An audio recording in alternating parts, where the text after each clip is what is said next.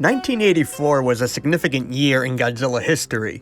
It's when he returned to movie theaters after a 9-year hiatus.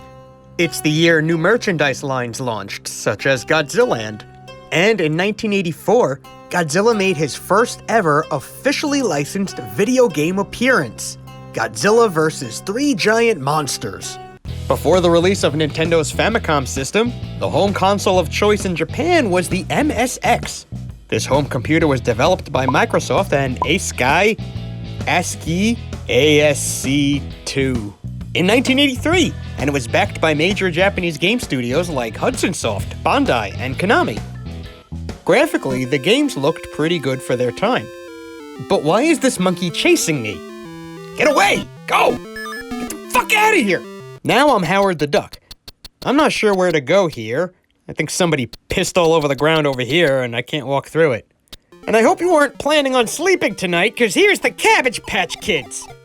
Even in the early days of home console history, Bandai was producing games based on their tokusatsu licenses.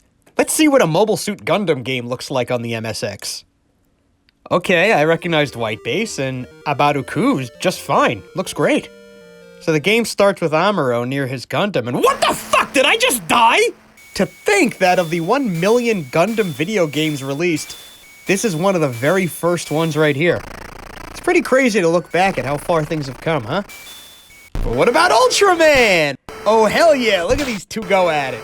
I'm gonna fucking get in there, I can't wait. I guess I'm the Jet.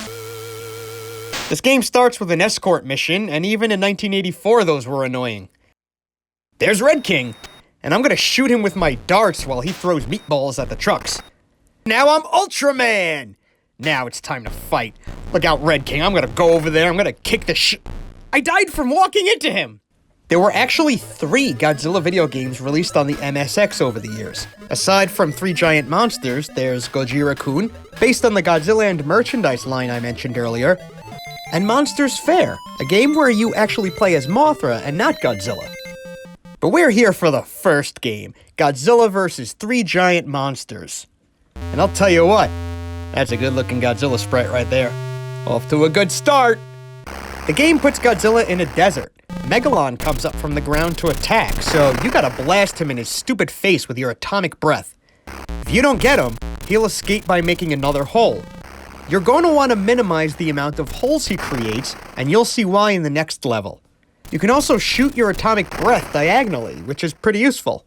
But one thing I don't like is that when you hit the button, Godzilla will stand completely still while using his atomic breath. You can't move him until he's done. So you'd better be sure you hit your target, because your attack will leave you vulnerable for a few moments. Look at that screen. There are more holes here than in the plot of King of the Monsters. Hey! Once you destroy Megalon, you'll be attacked by the second monster, Kumanga. Or several Kumangas, I should say. He emerges from the holes that Megalon created, so that's why you want to make sure you don't let Megalon tunnel too much in the first stage. Kumanga fires webbing and some kind of spark at you. You want to dodge them, naturally, while avoiding the holes, and getting close enough to hit him with your atomic breath. When there's 2 of them, this is a bit of a pain. You could be blasting one Kumanga, which makes your Godzilla go catatonic, and that's when the second Kumanga can strike. Clever girl. This is a long level because the Kumangas take a lot of hits each to die. How come they can take like 12 hits and Godzilla can only take 1? They're fucking spiders! Like I said, I like the Godzilla sprite, but look at him when he faces forward. His head turns into a green smiley face. That part's weird. One strategy I found is to kinda just hover near one hole and dodge the attacks. Then when a Kumanga inevitably emerges from that hole, you're right there to hit him. It's a good strategy, but it takes a long time. When you finally kill the 2 Kumangas, you get monster number 3, King Ghidorah. His sprite looks okay, maybe a little round, but that's alright. Although sometimes when I look at him, I see him wrong. My eyes do see King Ghidorah there, but my brain turns it into some kind of floating alien. I've named him Squibbles, and he's always getting into trouble. You have to fend off King Ghidorah so he doesn't harm... Manila? Is that Manila? Man, I didn't think it was possible to make him look worse than in Godzilla's Revenge, but here we are. His head looks like a drum cymbal. Of course this is a protection level, and unfortunately, it's hard to protect Manila because he's dumb as fuck. Fucking asshole. You have to be sure to hit Ghidorah right in his round belly, and he'll piss off pretty damn quickly when you do. After you shoo Ghidorah away, the game resets the screen and you do the whole thing over. It's a loopy deal. You can play through all 3 stages in about 5 or 6 minutes, really. It's a short game, unless you're playing specifically to get a high score. But is it good? Yeah, I kind of think it is. 3 stars! Godzilla vs. 3 Giant Monsters might have not aged well, but at the time it came out, this was a perfectly serviceable video game. The sprites look good, mostly. The gameplay's no better or worse than your standard video games in the early 80s. And I might be biased, but I think it's better than Gundam and Ultraman. Today, this game provides a few minutes of amusement, but not much more. And that's okay. Not bad at all. While this might have been the first Godzilla video game made, it's not the first one I personally played. That credit goes to Monster of Monsters on the Nintendo Entertainment System. Godzilla-kun is officially a Godzillaland video game, and I've always thought it was really cool that Godzillaland got an actual video game. In this game, you play as Godzilla and you have to go on a quest to save Manila through a maze that's formatted like a perfect square with 49 rooms. Hey, this is the plot of the movie Cube. Each room you go in has a puzzle where you need to figure out how to clear the big rocks. And while you're doing this, fucking everyone is attacking you. Look at this guy immediately charging at me. That's Anguirus. That's my best friend. Not anymore. I can expect this behavior from Mechagodzilla and Ghidorah, but Rodan? Baragon? I can't trust anybody. Your default defense is a giant fist punch. Yeah, fuck all of you for doing this to me. You send those assholes flying right off the screen. Except Ghidorah. Ghidorah will only go back a little, then come charging at you all over.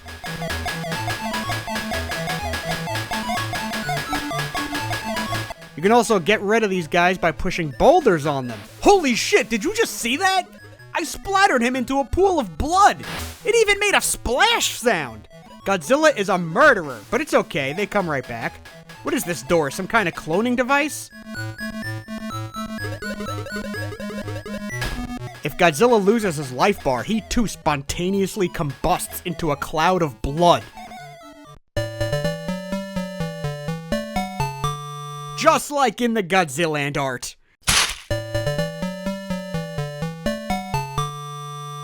You can climb vines, but don't go in water because it's common knowledge that water kills Godzilla.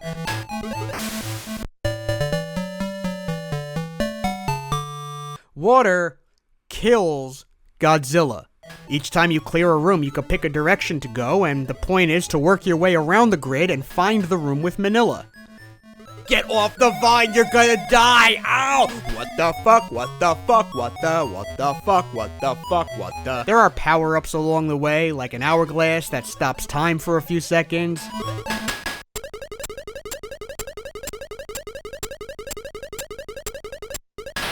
Wait, why does Mechagodzilla have a pool of blood? A bomb that clears the screen. And the instruction book says there's a power-up where you can use your atomic breath, too. I just haven't found it. And if you take too long to clear a room, King Ghidorah shows up and fucks you up. He's invincible and he comes right after you.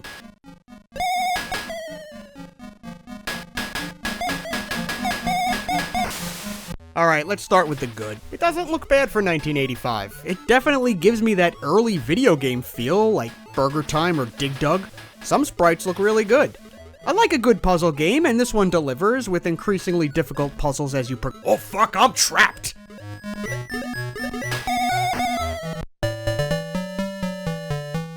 And one cool feature of this game is that you can actually customize puzzles. Yeah, it's got a built-in Mario Maker, that's cool! Although I can't really make this feature work out on this ROM. Help! I'm trapped! I'm trapped in an endless void! The game is intuitive, it's pick up and play, and it's pretty easy to earn more lives as you go, so with effort, this whole thing is entirely doable.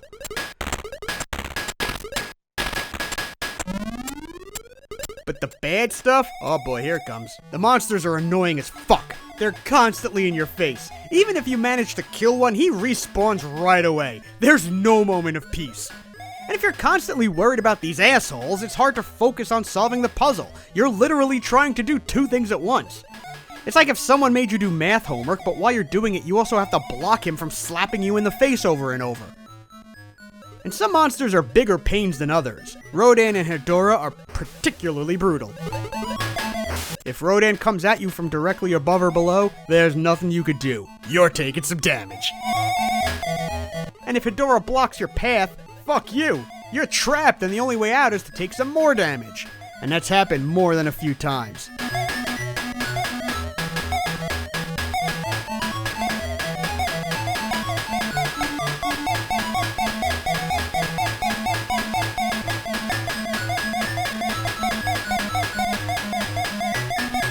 Whether I take damage or they take damage, it's the same sound effect. I hate that.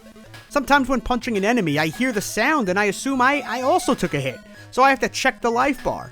Using the same audio cue for both really messes with my brain. The music loop is short and it will drive you crazy. I know this is common for these old games, but this one in particular kinda numbs your brain.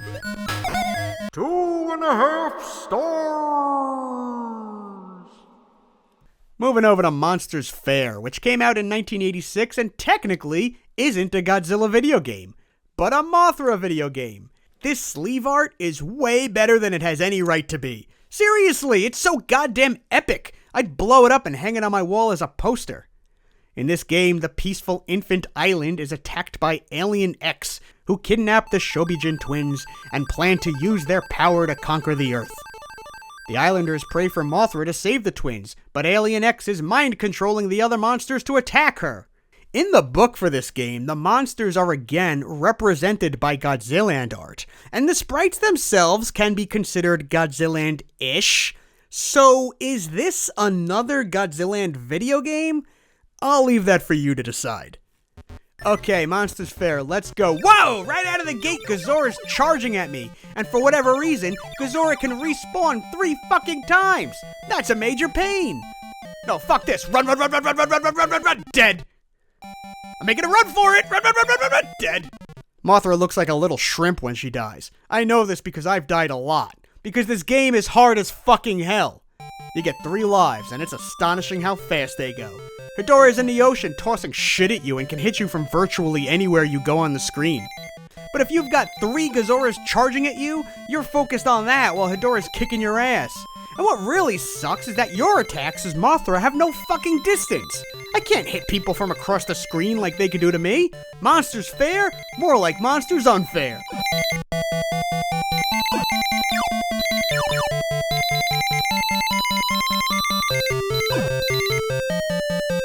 Godzilla's usually hanging around 2 Manillas. Can you fucking imagine that? 2 Manillas? Godzilla says we should fight our own battles. Oh my fucking god.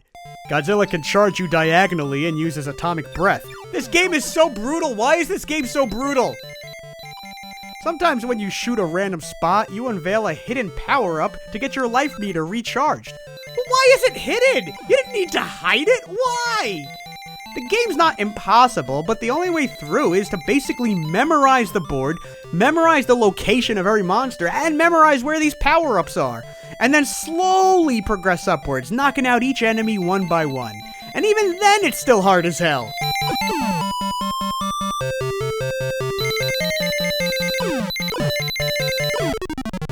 And on top of all this, there's this section with these mystery gates where the board will keep repeating if you don't do it right. Oh, these MSX games love their fucking puzzles!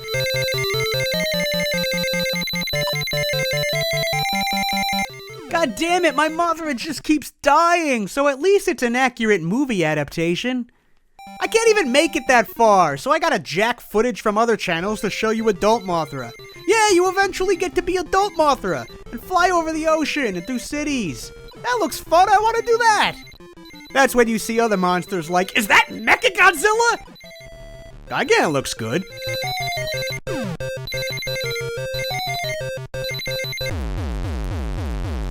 And King Ghidorah actually looks better here than he does in 3 Giant Monsters.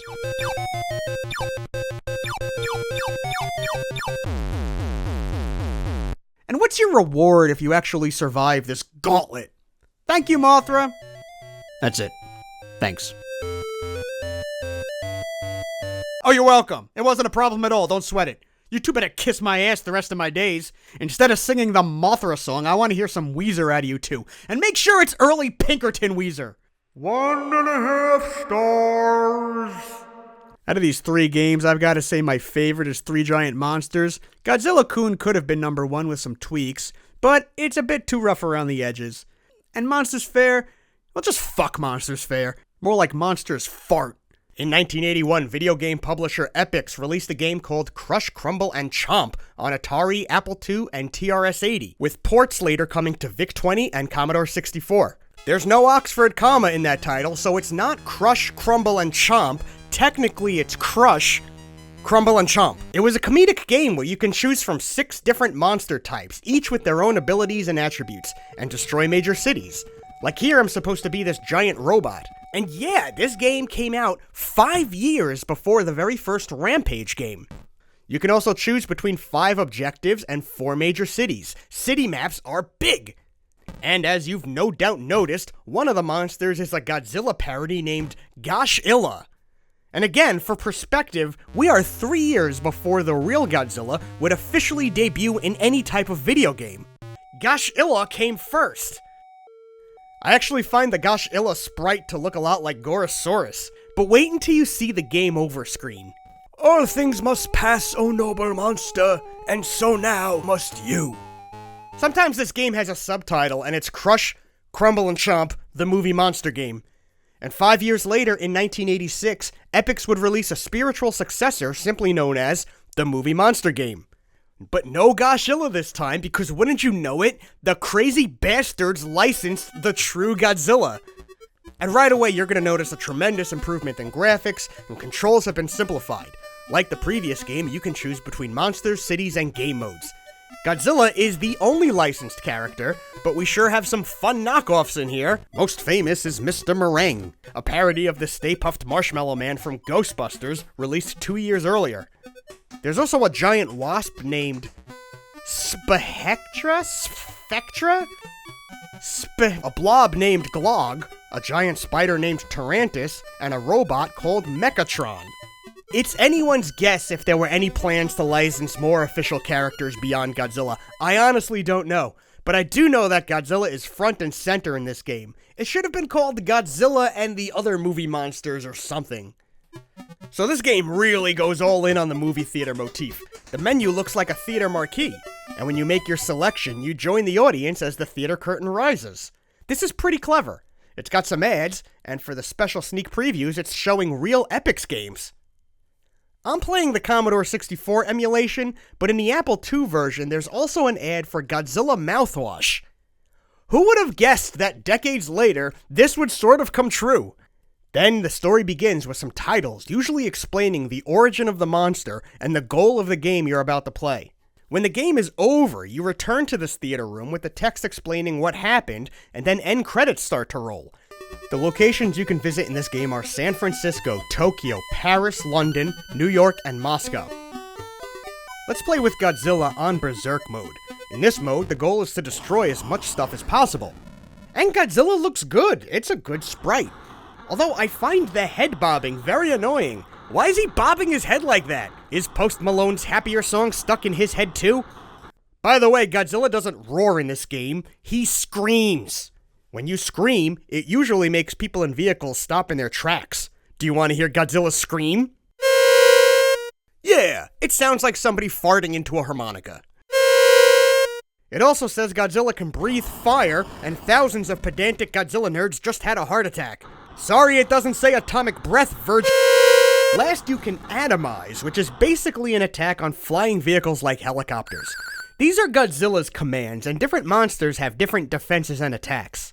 The map feels endless, and giant monsters are slow walkers, so trying to make it somewhere specific feels like a drag. Excuse me, coming through. Excuse me, sorry, beg your pardon. You have an endurance meter which serves as your health bar. Watch what happens when it runs out. That was the most dramatic Godzilla death animation I've ever seen. Oh, you got me! Oh. And look at the epilogue.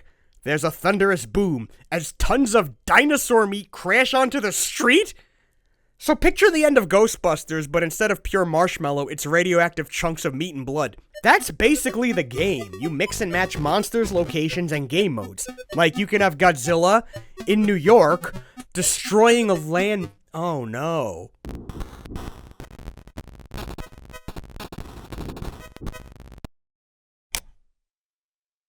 Let's try Destroy Landmark mode as Mr. Meringue. Some say he was cooked up in a bakery near Chernobyl. That's nuts. This game was released the same year Chernobyl exploded. Mr. Meringue spits goo. As you can see, a second proximity meter has been added, so now you can kind of use that to play hot and cold with the landmark you're supposed to destroy. Oh, didn't make it. Never send a marshmallow to do a Glog's job. This game came out in 1986, and just 2 years later, we'd get the Blob remake. And that messed me up as a kid. Glog can't fire any projectiles or anything, but at least he made it to the Statue of Liberty I'm supposed to destroy. If you play the search game mode, like I'm gonna do with Mechatron here, your mission is to find your offspring. Mechatron might make you think of Transformers, but his origin story rides a little closer to Gundam suits, believe it or not. He's also got the longest story. Geez, someone here is trying to use this game to pitch their screenplay. Gotta say, Mechatron is my least favorite looking of the bunch, but at least he can fire a laser. When you play this mode as Godzilla, there's no mention of the offspring being Manila or anything. It's just a generic, smaller Godzilla. Spectra looks like a flying dildo. This is escape mode now, where you have to escape the city before dying. Hey, the Wasp can lift up and fly over the city. Maybe I could just fly out of here. Nope. The last mode is Lunch Mode, which we'll play as Tarantus in Moscow. In this mode, you have to eat things until your hunger meter is depleted. The Tarantus walking animation is very well done. He can spit a web, but it kind of just dribbles out all sad, like when I pee. I need to point out that a lot of the game's humor is in the writing, both in-game and in the instruction manual. And I like its satirical tone. Here's where you'll also find references to other famous movie monsters, including Rodan and Ghidra the three-headed monster. Playing the movie monster game is pretty fun, but I can't say it's like lasting fun. I don't see anyone playing this for hours and hours. It's a shame it doesn't have a multiplayer mode, which was a criticism it got when it actually came out. Still, it's a game worth checking out for Godzilla fans or fans of big monster movies in general. 3 stars! The game looks good. It functions as it should. It has nice touches, like how the monsters lower when they're walking in the water. And any game where you can make Godzilla moonwalk can't be that bad. Are you a person who still enjoys a good old VHS tape? Have you ever popped in a tape of, say, a Godzilla movie and thought to yourself, yeah, this is fun to watch, but I really wish I had a gun in my hand so I could shoot the screen and pretend I'm shooting the monsters? Well, lucky for you, there's Video Challenger. ビデオチャレンジャー。テレビが攻撃を始めた。ビデオチャレンジャーで打ち返せ。宝のビデオチャレンジャー。The Video Challenger consists of these VHS tapes and a toy gun that you can use to shoot at the tapes while you watch them. When I think of using a zapper gun for a video game, my mind immediately goes back to the 1984 game Duck Hunt for the original Nintendo Entertainment System. Duck Hunt is actually still enjoyable to play today. But despite my urge to compare the two, Video Challenger is much different than the NES Zapper. In fact, Video Challenger is more of a toy than a video game. But the way it interacts with your VSR really messes with a brain programmed for video gaming. We'll get to that. Technically, this gun is known as the Challenge Blaster, and it looks like a gun from the future, as imagined by someone from 1987. In fact, if Video Challenger were an 80s movie, this kid right here plays the expert sharpshooter from a rich family who bullies the protagonist the whole film. Seriously, what's up with these kids? And what's up with this TIE fighter they're shooting at? There's no Star Wars games on this system. It's got Sky Wars. The Challenge Blaster takes 4 AA batteries and it's completely cordless. It's got some nice weight to it, too. This definitely feels like you're holding a space-age laser gun. I feel so much power. Let's load this baby up. Oh yeah. Hell yeah. Oh. Let's just say that this next shot here is a visual comparison of the NES Light Zapper and the Challenge Blaster. What this really is an excuse for me to double fist my laser guns and try different badass poses, but we'll pretend it's the first thing I said. Okay, so here's the first game, I guess, which again is really just a VHS tape, and it's Afterburner 2. Hell yeah! It's pre-recorded, which means nothing I do with the gun can manipulate anything that will happen on the screen.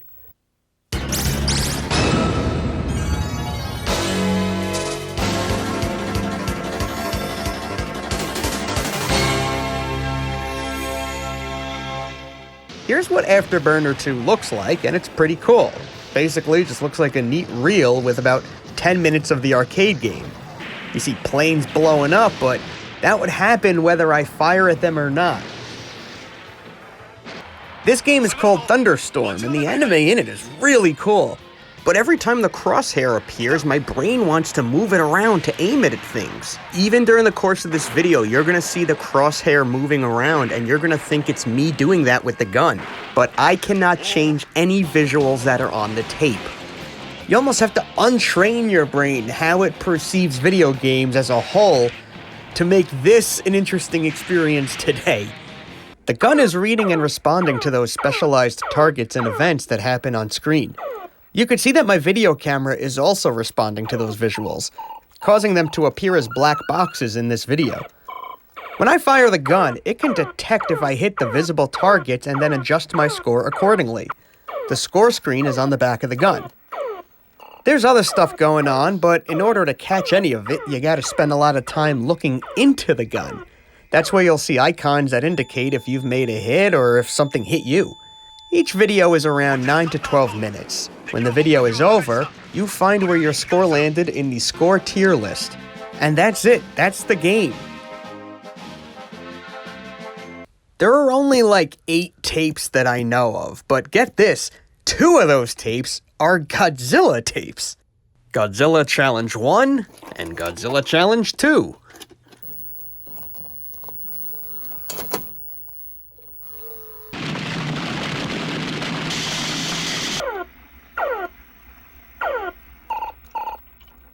Tape 1 is straight-up footage from Godzilla vs. Mothra.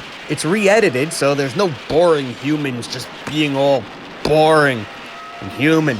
Nah, this is just the attacks and the fights. You join forces with Mothra to stop Godzilla. Why? The hell if I know, this tape didn't come with anything else inside it. The instructions are on the back of the case itself. Looks like if the LT lights up, I get 100 points if I fire the gun at that moment. If it's the HT that lights up, I get 500 points for firing. But if it's EA and my gun is aimed at the screen, that means I got hit and I lose 100 points. I have no idea why the time code is there, but I hate it. If I see a rapidly changing number on the corner of my eye, I'm used to that being the score. This just makes you watch the whole third act of the movie. It's no different really. Whether you're watching a movie or watching a pre-recorded video game, Video Challenger works the same way.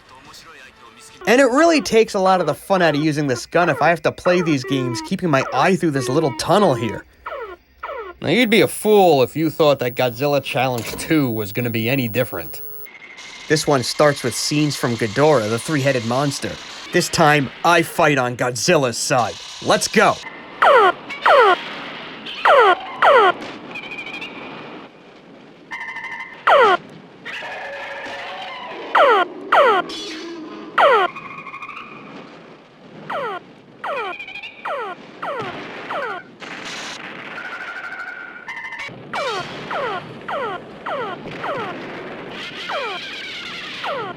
I guess they ran out of footage because now we're jumping movies all the way to Terror of Mechagodzilla.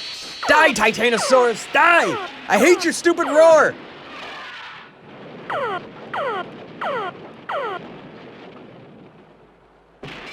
Action-packed MIB firing a gun at his TV. If you took all the Video Challenger tapes and gun and squeezed it and wrung it out like a wet towel, you might get a couple of drops of amusement out of it. But that's it. This gets old fast. And it's not that Video Challenger was just a product of its time, it was an outdated concept in 1987. Remember, Nintendo was already proving out more immersive concepts by this point. And maybe that's why the Video Challenger was quickly abandoned by Takara. Well, at least there's one video game system out there where a quarter of the game library is Godzilla, and I quite fancy this gun. Thinking it's part of the thing now, it's the MIB thing. This is canon now to the MIB thing. Godzilla, Monster of Monsters. This is a 1988 side-scrolling game for the Nintendo Entertainment System. It's not the first official Godzilla video game ever made. That honor belongs to this MSX game, Godzilla vs. 3 Giant Monsters. But Monster of Monsters is the first Godzilla video game to become so widely available, as the Nintendo Entertainment System was in the middle of redefining the home console market. So we start the game with the Big G standing behind his name. Oh shit, never mind, now he's in front of his name. He looks like he's adjusting the eye. Goddamn thing keeps getting crooked. When you hit start, you can make a new game or continue your last game. Or you can pass on the word game. Let's start with the story. In some unknown year, the Earth receives a Basically, the Zillions of Planet X have declared war with Earth, and they send space monsters after us. But Godzilla and Mothra travel to each planet in our solar system to stop this invasion and protect the Earth. We start on the Earth and then go to this level map, which resembles something you might see in a strategy game. You move Godzilla and Mothra across the honeycombs and play short side-scrolling levels on your way toward advancing through each planet. Let's start with the good. These sprites look great. They're very detailed and textured for 8-bit, and it's impressive. I'm not sure why Baragon's looking right at me like I drank all of his goddamn milk and left an empty carton in the fridge, but whatever. Godzilla controls well. He's got his basic moves, including his atomic breath. Not much to say there. Wait, they said this was Earth, but I feel like that's Earth behind Godzilla. Where the hell am I then? Then we get to the gameplay, and look, I've mentioned this before. I don't prefer the games where you're constantly being attacked by an onslaught of small military vehicles and most hits are unavoidable. I mean, look at this. There are things coming at me every which way, and there's no way to avoid it. I'm just a giant target. It's not that the game's impossible, it's very playable, but I don't find this challenging as much as I just find it annoying. Unfortunately, being attacked by a tiny military is a staple of Godzilla side-scrollers. You see it in the Game Boy game, the arcade game, even that shitty DS game. And yeah, on paper it makes a lot of sense to have Godzilla fight an army. But why not have more than just that? I've always thought a good Godzilla side-scroller would have some military, other monsters, and at the same time be a little like Rampage, where you need to destroy a hell of a lot of buildings and things for power-ups. I guess I'm talking about more of like a 2D version of Godzilla Versus. And we need to talk about our love child. Hey look, if I play as Mothra, I can just fly right over all the bullshit.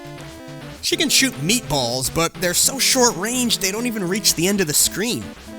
And oh man, whenever I do her special move, I get all sorts of lag issues with my game. This is still better than Godzilla though. I wonder why I always hear that people hate playing as Oh, that's why. Yeah, when she takes a hit, she falls to the bottom left of the screen, and that's really annoying. You gotta hand it to this game, they really pulled out some obscure kaiju. Like Varan?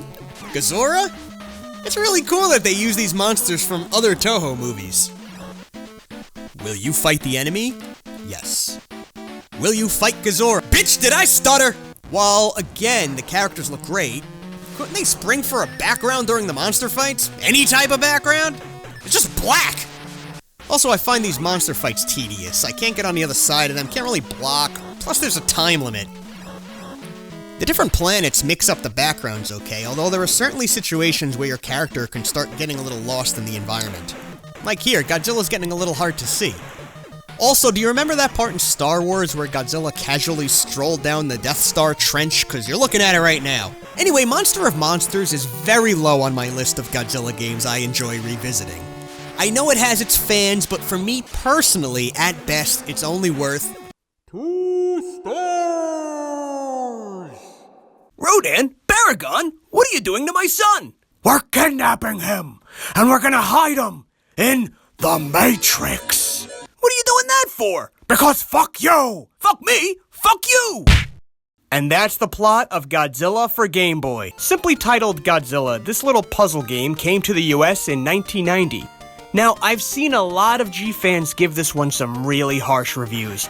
They don't like how the monsters look all cute, they don't like the game style, they don't like that it's a puzzle game, and so on. But is this really an objectively bad game? What happened here? Let's see if we can find out. The story of Godzilla on Game Boy actually starts all the way in 1984, when Bandai released a line of cute chibi Godzilla merchandise called Godziland. There were stickers, coloring books, and more. Think of it like Hello Kitty, but with Godzilla. The next year, in 1985, a video game came out based on the Godziland merchandise line.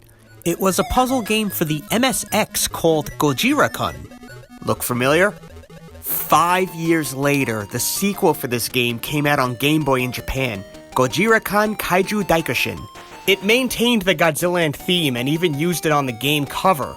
In this version, the plot is you have to solve puzzles to save Godzilla's girlfriend, Bajira. But when the game came to America, the character sprites were altered to look less like Godziland and more like generic Godzilla characters. The plot was also adjusted. Now you have to save Manila, Godzilla's son. But look, the cover art changed too. No wonder American G fans were so pissed off. This looks like a standard Godzilla game. It's even called Godzilla. It should have been called Godzilla Puzzle Master or some shit like that. It was a complete communication breakdown with the Western audience, and that put a bad stigma on the game that lasts till this very day. So now that we understand what this game is and what it isn't, let's see if the game itself is objectively good or bad. I love the opening paragraph here. Do you remember that Godzilla had a little son? I'm sure most of us are trying to forget. He's been kidnapped by horrible monsters and confined to a great labyrinth called Matrix, which is overrun by powerful monsters. This statement is both redundant and repetitive. And look, they totally spelled destroy wrong. I'm in no position to give them shit for that. Button B controls Godzilla's punches. Button A does fucking nothing, just like my son upstairs, Wilfrey. Get a job, Wilfrey! Hey, fuck you, Dad! Why is Godzilla's attack a punch anyway? They could have just as easily made it his atomic breath. The game is played with a 64-scene Matrix labyrinth, having 8 scenes vertical and 8 horizontal. Math! You didn't tell me there'd be math! Here's some math for you. 2 shots of tequila plus me equals Actually, it's simple. There are 64 puzzles making up a map. Once you complete a puzzle, you can progress to a neighboring room or 2 in the Matrix. This is the map. You have to keep wandering around, completing puzzles until you find the room with Manila. Sounds labor-intensive, right?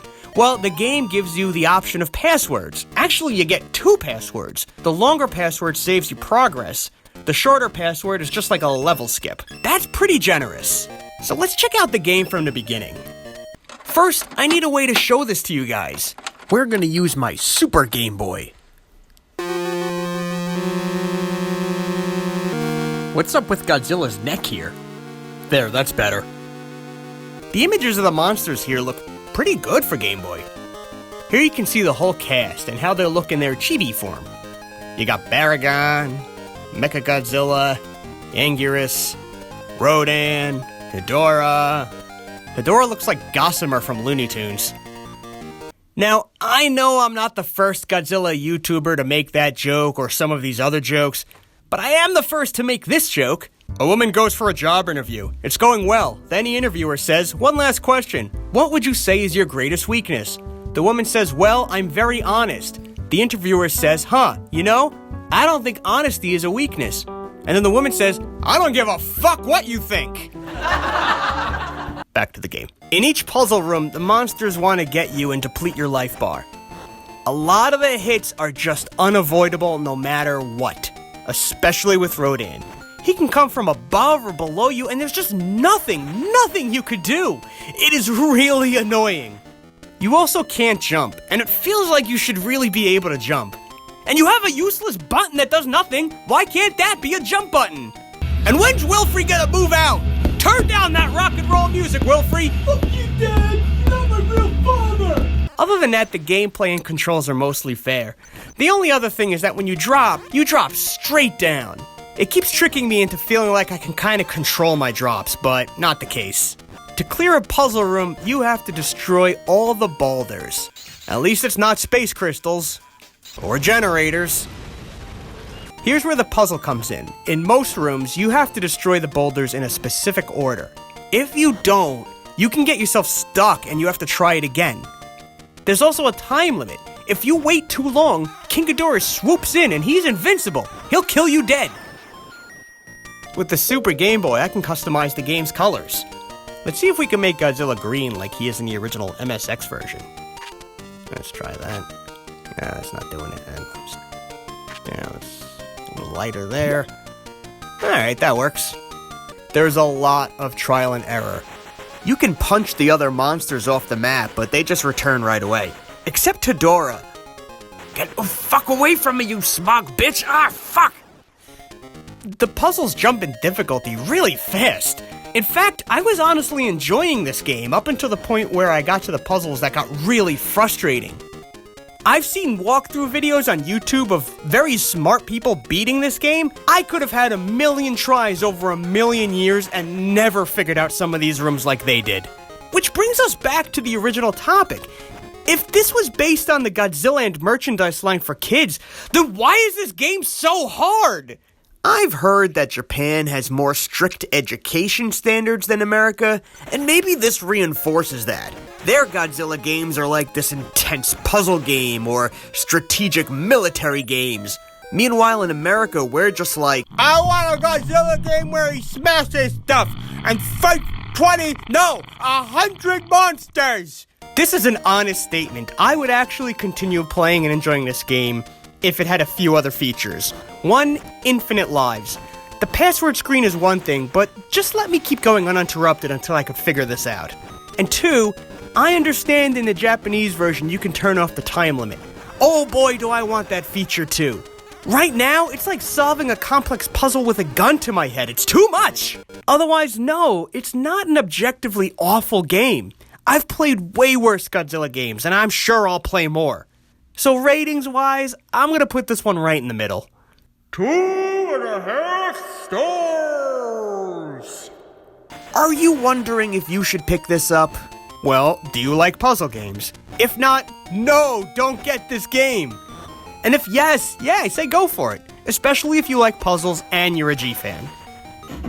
Oh my god, Wilfrey has his girlfriend over. This kid gets more action than I do. Wilfrey!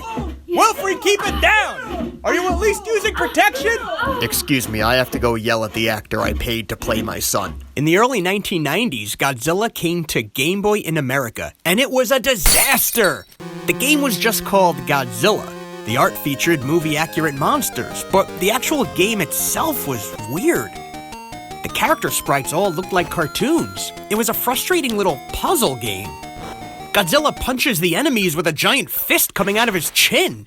It seems to me that gamers, particularly Godzilla fans, were confused and a bit let down. Wait, I'm having deja vu. I feel like I talked about all this already. Well, anyway, I've now played the Japanese version of this Game Boy game, and it is both significantly different and better. In this video, I'm going to walk you through the differences between these two games and make a case that the Japanese version is actually a hidden gem that might be in my top 5 Godzilla games. What? This game is called Gojira-kun Kaiju Daikishin, loosely translated to mean Godzilla-kun The Great Kaiju March. Not to be confused with the Game Gear game Godzilla The Great Kaiju Attack. Similar titles, very different games. Here, Godzilla's got this little jacket on, and he looks like he's telling us that only dopes do drugs. This game also features relatives of Godzilla who've never appeared in Godzillaland or anywhere, along with a new main squeeze named Bajirin, who's also never appeared before or since. When the Great Monster March was brought to America, the cute Godzilla characters in the cutscenes were swapped with movie-accurate versions of the monsters. Okay, that change makes sense. But then a whole bunch of other changes were made that make no sense. And we'll get to those, but first, I need to declare that of the 3 puzzle games, The Great Kaiju March is easily the most enjoyable to play. And it's a fun game regardless if you're a Godzilla fan or not, which is something that many Godzilla games actually can't say. 4 stars! Yeah, that's right. Alright, let me walk you through the differences. Number 1, the American version is slower. This is the first level of the Great Monster March. Watch how quickly I can get up the vine and mostly avoid Rodan. Look at how fast this level is moving as a whole. Now let's look at the American version. Godzilla is a lot slower, and that's dragging the momentum of the game down. Hands down, the Japanese version has better pacing. I could better escape the enemies, and I could breeze through the early, easier levels without them feeling like a chore. Honestly, this change alone makes the game way better, but we're not even done! Number 2, Hedorah. In the Great Kaiju March, when you punch Hedorah, she drops down into a little blob, and you're able to pass her unharmed. And furthermore, if you punch Hedorah 10 times, she dies! In the American version, when you punch Hedorah, she doesn't turn to a blob, she's just pushed back, and then she immediately approaches you again. And this is significant because if the character functions this way, there's no possible way for Godzilla to get from one side of Hedorah to the other without taking a hit. And you can punch her as much as you want, she will never die. Why would they change this? It's not like the Japanese version is too easy or anything. You're still dealing with complicated puzzles while looking out for other monsters. Making Hedorah almost invincible and impossible to pass unharmed was completely unnecessary. And she's not the only monster they messed around with. Number 3, Rodan. In the Great Kaiju March, Rodan will hover over you in the air minding his own business. Eventually, he will dive bomb in your direction, and you have to think fast to dodge it. In the American version, Rodan's movement pattern is completely different. He comes out of the cave and immediately aims for you. No hovering and no dive bombing. If you move, he will change his flight pattern accordingly. He is hellbent on getting you. And if he's coming directly from above or directly below you, you will absolutely take a hit. The other monsters have some slight variations in their movement patterns too, but the changes made to Hedorah and Rodan are the most noticeable, as well as completely unnecessary and infinitely frustrating. Number 4, power-ups. It's silly that Godzilla's punching people with a giant fist coming out of his chin, right? Shouldn't Godzilla, breathe his atomic breath? In the Great Kaiju March, he can!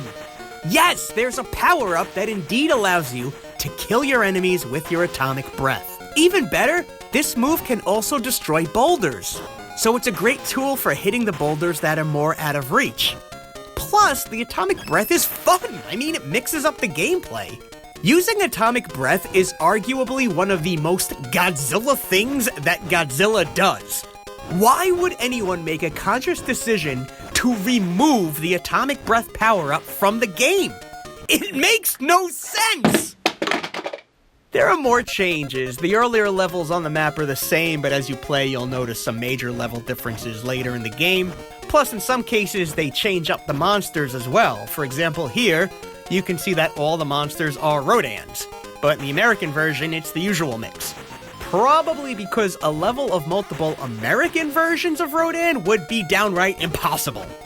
Both games have a time limit. If you don't solve the puzzles fast enough, King Ghidorah will arrive and pretty much kill you. Originally, I had heard that you can turn the time limit off in the Japanese version. Well, it turns out that's not true. Or it is true, and I haven't found the option for it. I don't know. Toho had a perfectly good, fun little handheld game in Japan, and they botched every aspect of it while bringing it to America, from the marketing to changing the gameplay itself. In my opinion, the Great Kaiju March is a different enough game where it deserves its own review, its own wikis, its own chance, completely divorced from Godzilla on Game Boy. And in case you couldn't tell, I actually do believe that the Great Kaiju March is a hidden gem in the Godzilla video game history. But that said, what's up with Godzilla's family? And what the fuck's up with this kid? He looks like one of those kids in one of those horror movies where you go take a shower and then you come out and he's just standing in a doorway not saying anything. Like, what the fuck? So anyway, I guess the only thing left to do now is make a public apology for a false statement I made in my review for Godzilla on Game Boy. Here's that statement to refresh your memory. I've heard that Japan has more strict education standards than America, and maybe this reinforces that. Their Godzilla games are like this intense puzzle game or strategic military games. Meanwhile, in America, we're just like, I want a Godzilla game where he smashes stuff and fights 100 monsters! well, as you can see, I was wrong. The American version is actually much harder than the Japanese version. So I stand corrected, and I apologize for that joke. I've embarrassed myself, I've embarrassed my family, I've embarrassed my poodle, and most of all, I've embarrassed my biggest fan, Cliff Markowitz of Slickpoo, Idaho. I'm very sorry, Cliff. Oh, why did I start a video game review show? Godzilla 2 War of the Monsters came out for the Nintendo Entertainment System in 1992. And just listen to that victorious music. Gotta get down. Get funky. Missiles deployed! Stand by for attack! Man your engines! Defend the city! Oh, you spelled defend wrong! Durr! So the first thing you do in the game is select the scenario you want to play. There are a total of 12, sort of like a level select. Okay, that's pretty cool. We'll start with scenario number 1. And here's what the game looks like. Oh, I'm sorry. Were you expecting this to be a side-scroller where you can control Godzilla like its predecessor, Godzilla Monster of Monsters? Well, fuck you! Godzilla 2 is a military strategy game with some role-playing elements. This is a total genre flip from the first Godzilla Nintendo game. It reminds me of that time Xbox had that big hit with Halo, and then they made Halo 2, Halo Kitty. Now, many critics over the years have looked at this game and dismissed it because of the genre shift, and also the complicated gameplay. But fuck all that, I'm Monster Island Buddies. I'm gonna read the instruction book and learn how to play the shit out of this game. We're gonna give Godzilla 2 a chance. Jesus Christ, this instruction guide is 34 pages long. My movie script can't even get past 12 pages.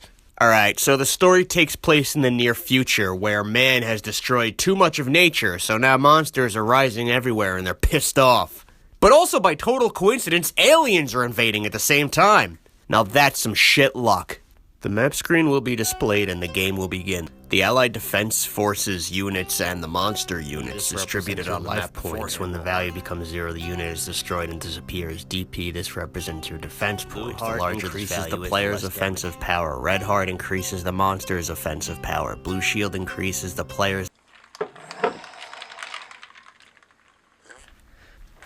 Alright, let's do this. So long story short, you and the monsters take turns. When it's your turn, you can position your military and prepare to defend the map from the monsters. In some scenarios, you also do things like find Mothra eggs, build new weapons, and so on. You can also check in with the scientists for advice, like Dr. Zarazawa. Holy shit, his eyeball grew back! I can't help you. No one can, lady. When you attack a monster, the game switches to a battle mode that relies on the randomization of a slot machine, like rolling the dice in Dungeons & Dragons. I cast fire! So it's different. Different is alright. But you know what? 1.5 stars! The nicest thing I could say about Godzilla 2 is that it is in fact a Nintendo game. I really tried to be open-minded, but this game blows. It's boring and it's overcomplicated and it's just not fun. There are certain situations where I might have been more forgiving with this review. Like, for example, if this game came out on MS-DOS in 1981. But no, this game came out in 1992. Do you know what else came out that same year? Yeah, Sonic the Hedgehog 2. So at this point in time, the video game bar is a little higher. And I might be more forgiving if this game wasn't a direct sequel to Monster of Monsters. How do you go from this to this? Was there demand for this? Who requested this game? I'll kill him! Who wanted this game? And the music. Oh, this fucking music. Need to drink the pain away. Oh, look, I could turn the music off. But it also turns all the sounds off. I could have just muted my TV. It's all creepy and quiet now, and that means you can hear all the sounds I make when I play video games. Oh. Oh! Why do my attacks keep missing? It's frustrating to have such little control during the fights. These slot mechanics suck butt. I'd rather be playing the Godzilla slot app. Look, Baragon looks like a little kitten. Now he looks like a Komodo dragon. How bored are you right now watching me play this? Seriously, this would not be a game your buddies sit around and watch you play. This is a game that one nerdy kid in your class played, and now you're all grown up and he's at a billionaire country club and definitely never going to see this video on YouTube because he's way too good for YouTube. Fuck you, Craig Hornberger. I legitimately feel horrible right now, boring all you viewers with this screen. I'm so sorry, guys.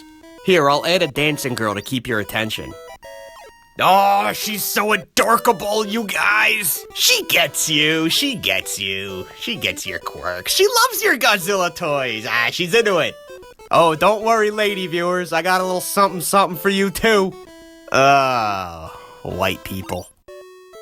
And you know what's the most baffling part? Unlike the first Godzilla game, this game is pretty rare, and now goes for around $70. $70! I had to use money from the pile of cash I stole from Craig Hornberger's house. Hey, it's the Super X2. Oh my god, I got 3 of the same shape. That's never happened. That's good, right? Boom! I did it! I killed Godzilla. The bad news is I've got 5 other monsters on this level, and I'm not having as much luck with the slots. Ugh. When I have a teenager, I'm making her play this game as punishment for staying out past curfew. And don't come back till you save Japan. Yeah, this review is still going. I paid $70 for this goddamn game, and I'm gonna get my money's worth. Is there a place in the world for Godzilla 2? Look, like I said, maybe in the earlier days of computing this would have been more impressive, and maybe a strategy game with good graphics and engaging gameplay could work today. But Godzilla 2 just isn't good. At least not for the majority of gamers and G-fans. Certainly not for me. But I'll tell you what, it's not the worst Godzilla game I've ever played.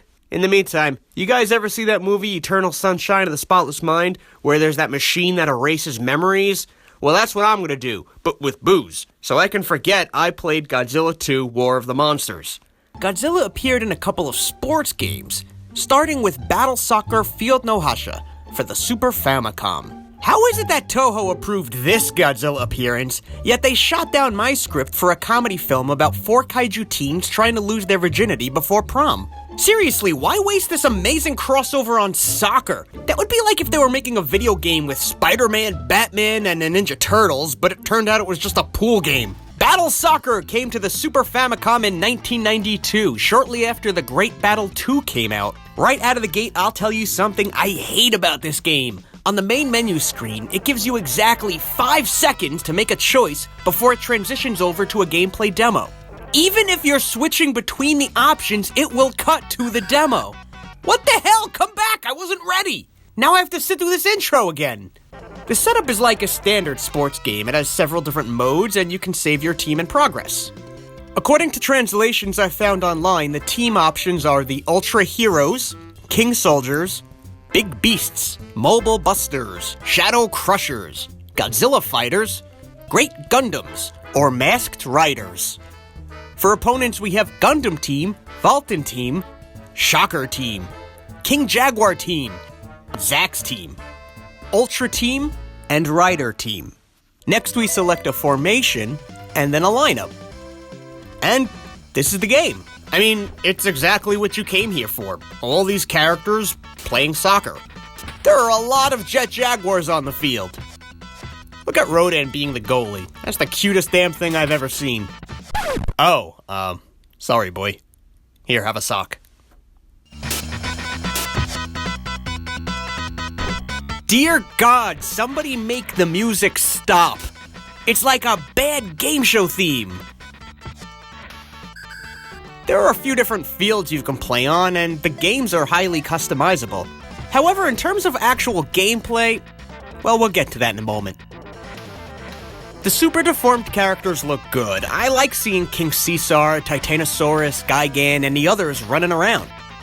And who doesn't want to see Godzilla score against King Ghidorah?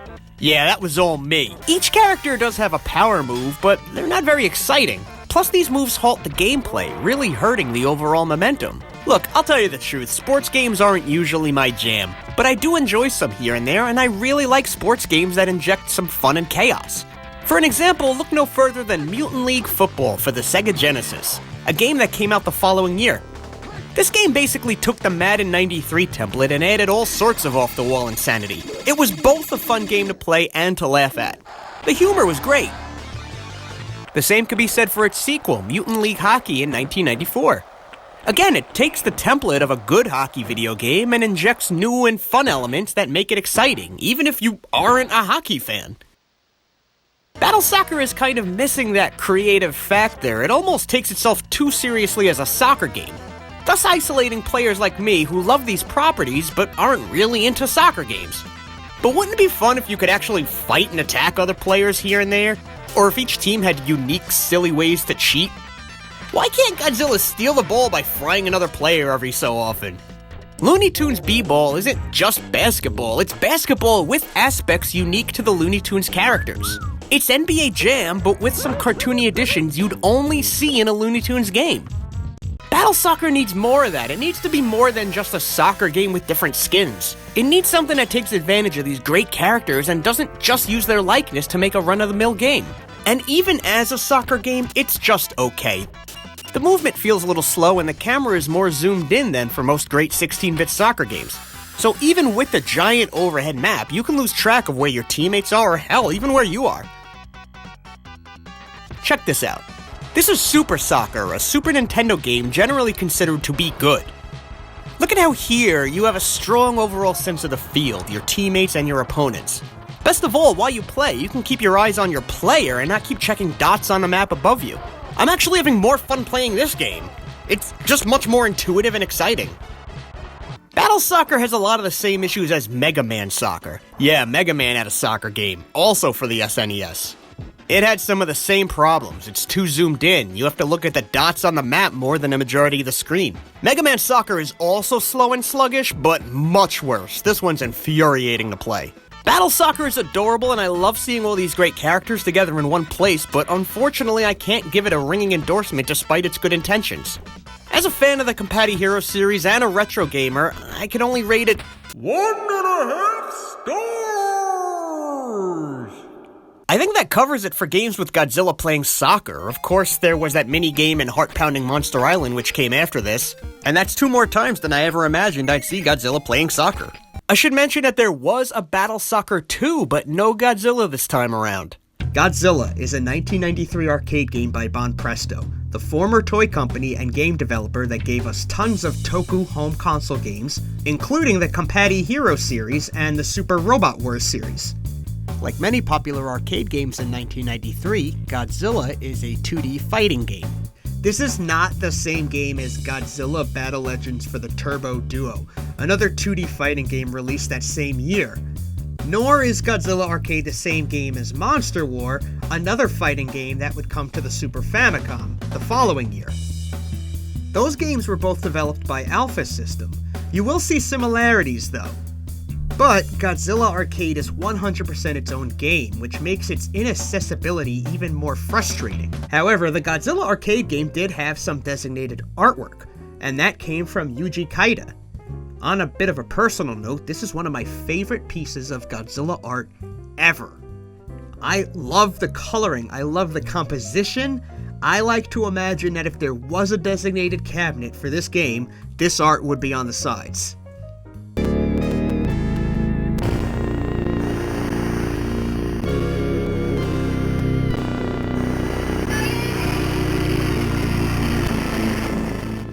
Famous East Coast rapper Godzilla. The Godzilla arcade game has a 1-player and 2-player mode. The 2-player mode is your standard pick a monster and fight a friend fighting game. Your immediate options are Godzilla, King Ghidorah, Mecha Godzilla, Gigan, and Megalon. There are other monsters in the game. Are they playable? They have to be. I have footage of someone playing as Biollante here. The game utilizes a joystick and 6 buttons. Moves range from simple to, that's a lot of joystick turning. but they're not too hard to pull off, especially when the Galloping Ghost cabinet provided them all right there on the control board. The novelty of these arcade fighting games was mostly about playing against another live person, and this game gives you a positive experience. It's just, and I've said this about Bonpresto games before, it's the bare minimum. In 1993, a fighting game needed something to stand out. Something, anything. The game's not doing anything shocking or innovative. Nothing that non-Godzilla fans would really latch to. It's a basic template with no modifications. In 1993, games like Street Fighter and Fatal Fury were the big favorites. Godzilla's backgrounds feel so flat and unenergetic in comparison. Honestly, this looks like a home console game. One-player mode is an interesting story. Each level is a Godzilla movie. Sort of. With level 1 being Godzilla's Showa face-off against King Ghidorah. Before each fight is a mini side-scrolling section where you get to wreak some havoc and destroy some military. This part reminds me very much of Godzilla King of the Monsters on Game Boy. But here, you don't receive damage when you get hit. This section is more about accumulating some bonus points and upping your power meter. It's like the game starts with a bonus level. But if these things aren't damaging to you, do they have a point beyond being freaking annoying? No, viewer, they do not. But it's fun to smash them. This section of the game really makes me want an arcade-quality Godzilla side-scroller. A city beat-em-up. Like, the city is what you're beating up. But these sections are usually pretty brief, as now it's time to face King Ghidorah at the base of Mount Fuji. So I guess it's destroy all monsters, but I'm going it alone. Wait, look back there, there's Rodan! Get back here, you coward! If you don't know what you're doing, King Ghidorah is hard as hell. There's no learning curve in this game. He's gonna beat the shit out of you right at the get-go. You have to be fast and spam special moves like this here, Hadouken! Or whatever the hell you want to call this move. Godzilla spinning in the air? This is the craziest fight move I've ever seen Godzilla do, and I've seen Godzilla go full crocodile. Thankfully, it's just one match and not a best 2 out of 3. That way Godzilla wins a fight, he does a little victory shimmy. A little shaky. Ooh! In Stage 2, you're fighting Mothra in 1964. First, you get some smashy. Maybe a little whirly too. You reach Mothra's egg, which is in captivity, but then you... What's going on here? Again, the boss is not going to be easy on you. You'll get yourself cornered if you're not careful, and she's not going to back off. In this game, you need to get good at playing defensively. Blocking regularly, anticipating attacks, and it's going to cost you a lot of quarters. The next level is Godzilla vs. Gigan. Start your little city stroll while listening to some neat synth covers. Wait, is this the theme to the Mysterians? That's pretty cool. Was that Jet Jaguar in the background? You're not in this movie! He's not in this movie. Alright, well, here's Gigan, and surprise, he's hard as hell. By the way, I've had this happen to me more than once. We both die at the exact same time, and the game calls it a lose for me. Boo! And if you beat Gigan, the level doesn't end! No, you take a little stroll, and then there's Anguirus chomping on some trees in the background. Where the hell were you, man? Now I'm at the world's children's land, and there's Godzilla Tower. Oh no, is King Ghidorah coming back? Megalon! You don't get your power back, and Megalon's just as tough as Gigan. Anguirus doesn't do shit. And if you lose against Megalon, you go right back to Gigan! This stage is where your quarters go to die. By the way, if you lose a game and you need to be resurrected, you return King Kong style. This is far as I got, so from here, I'll need to show you some playthroughs shared by other YouTubers. Please be sure to check out their full playthroughs and support their channels as well. Next up is Godzilla vs. M-Godzilla. The M must stand for mirror, because this is basically a mirror match against another version of you. After the imposter is defeated, of course it's revealed to be Mechagodzilla. Spoilers? And you don't have to fight him now, do you? Oh, thank God, he fucks off somewhere. The stage continues, jumping to 1975, and you get your energy back. Thank you. Hey look, it's King Caesar! Somebody please sing the song that wakes him up so Godzilla can get some help. Mechagodzilla is another hard battle by the looks of it. Now we jump forward to the Heisei era with Godzilla vs. Biollante. So of course this means there's a fucking Super X2! The bane of my existence whenever it's in a Godzilla video game. Just because it can't hurt your life bar, it doesn't mean it can't be a royal pain in the ass. Biollante, you look good. Tell me about your diet. Tell me about your workout plan. After turning Biollante into a sad pile of dry vines, it's time for Godzilla vs. M. Ghidorah. But first you have to fight regular old King Ghidorah again. And once you defeat him, once again, you go into a second part of the level and you get a health recharge. Now you face Mecha King Ghidorah. The last stage is Godzilla vs. Mothra, and right out of the gate, Batra will be there to annoy you. After that, you fight the adult Mothra and Batra together. If you squash the two moths, you're treated to a scene of Godzilla walking in the rain, only to come ashore and attack a city while the credits roll. I like that they gave it an old filmy look. I like these little people running here too. If it's the year 1993 and you're watching these end credits, then the chances are you just blew thousands of dollars to get here. 3 stars! The Godzilla arcade game is good. Is it great? No. If I were playing one-player mode in an arcade, I'd be annoyed at the amount of money I spent. Even just to defeat the first boss. Playing a ROM with infinite lives is a bit more of a positive experience. And you could do that, as in the making of this video, via a link in the description. If this is the future and you're watching this and the link doesn't work, I'm very sorry, but you exist, the future exists, so that's already better than I had anticipated. Also, check this out. So despite its mediocrity, I have a personal fondness for the Godzilla arcade game. It ticks a lot of boxes that appeal to me. Godzilla, vintage arcade, band presto, great art, nostalgia, it's just very special to me. That's why a while back, I was able to import a game board from Japan to my home here in the States. I don't have a cabinet of my own just yet, but I was able to test the board and confirm it works. And this is it. This is what the game looks like. It's a basic arcade JAMA cable hookup. Ladies and gentlemen, would you please rise for our national anthem, as sung by Rodan? Oh, say, can you sing, for the danger light was so proudly we hailed at the twilight's last gleaming, whose broad stripes and bright stars through the perilous fight of the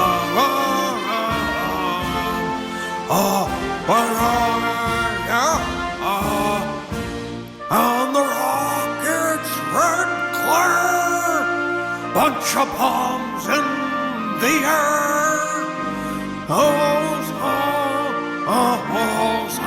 knowing that the flag was still there. Oh, say, does that star-spangled banner yet wave? Oh, the land of the free and the home of the brave. Play ball! Today, we're going to talk about the second time Godzilla appeared in the Compati Hero series, and it's for an amazing 16-bit arcade-style beat-em-up. No, I'm fucking with you, it's a baseball game. Battle Baseball, to be specific, a 1993 8-bit game for the Famicom in Japan. Yes, for the second game, they went 8-bit. And this is 1993, when 16-bit systems ruled the world, and 8-bit games were quickly losing popularity. I remember that at this time, I finally disconnected my original Nintendo Entertainment System, and I was way more interested in playing games on my shiny Sega Genesis. If Battle Baseball came to America in '93, it probably would have been to very little fanfare. But 8-bit is better than no bit, so let's play Battle Baseball! Like the soccer game before it, Battle Baseball takes the template of a standard baseball video game and then adds the compati characters. And like Battle Soccer, there isn't a whole lot to separate this game from those standard baseball games. There are some zany pitches you can do, some special power hits, but other than those minor things, this is just baseball with compati hero characters. In terms of look, style, and gameplay, this is a lot like Bases Loaded or RBI Baseball for the NES. Two classic baseball video games. But you have to keep in mind that those games came out over 5 years earlier. So with Battle Baseball, you have a game that's not very evolved from much older baseball games, and once again doesn't have a whole lot of creativity when it comes to utilizing these major properties. 2 stars. The game is highly customizable. You can choose how many innings you want to play, your stadium, if it's day or night, mess around with the lineup a little, and so on. There are 8 teams in Battle Baseball. Basically, it's the heroes and villains of each of the 4 franchises. When you pick Godzilla's team, you would think you'd play his enemies like King Ghidorah, but you actually play a human army. And look, that's Dr. Serizawa pitching to King Ghidorah! Now I've seen everything, including 2 dogs fucking. This is crazy. There's Biollante playing baseball. I never thought I'd see Biollante in an 8-bit home console video game. You're out of here! Anguirus holds the bat with his right hand while his left hand rests on the ground. How does he not whack his own head here? Oh wow, I made it to first base, just like on prom night. Look, it's Manila! Back in my review for Generations on Dreamcast, I pondered if that was the only official video game where Manila is a playable character. Well, I guess this counts too. You're out of here! Dr. Serizawa pitches surprisingly well for a guy with no depth perception. The army's at bat, and holy shit, that's Makani Kong on the pitcher's mound! That's insane that he's in this game! Look at this, I got this asshole stuck between third and home. It's a good old-fashioned game of military in the middle.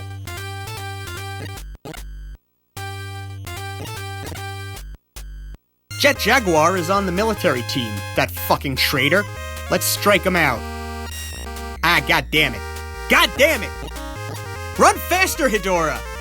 Ah, these outfielders feel so slow. Run, King Ghidorah! Faster! Fly, you fool! Yeah, this game could feel slow when you're chasing the ball in the middle of the outfield. You could switch out your pitchers. Here's Mothra as a larva.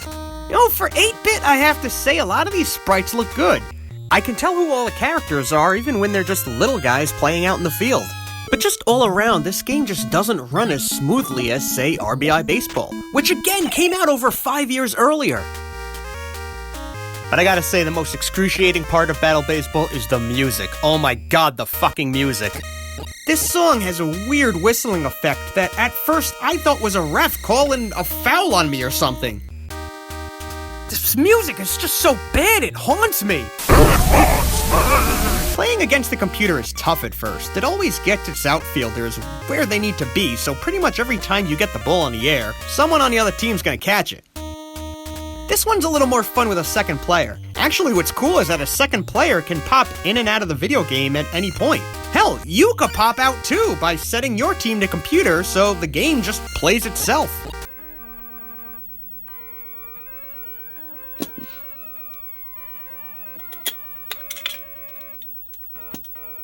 I will say this, when I played Battle Soccer, I was so bored with it that I usually couldn't even finish a complete game. With Battle Baseball, I'm able to play a whole game. There's other games I'd rather be playing, but Battle Baseball as a whole is— oh, look at that, it's going! Going! It's gone! Home run, baby! Release the dildos! Let them fly! Look, I know I didn't give this game a super high score, but I do recommend you check it out at least once for the novelty and to see these characters all on screen together. For some reason, this feels more like they're interacting with each other than Battle Soccer did. Like, it feels like Gundam really is pitching to Godzilla. Like it's a company picnic or something. And like I said, this baseball game steals its mechanics, but it steals from good 8-bit baseball games. But you know what my absolute favorite part of Battle Baseball is? This box art. I love this picture. I love seeing these 4 together, and they look so adorable as SD characters. I want this picture as a poster on my wall. It's so cool. And if a subpar baseball video game got me this picture, it was worth it.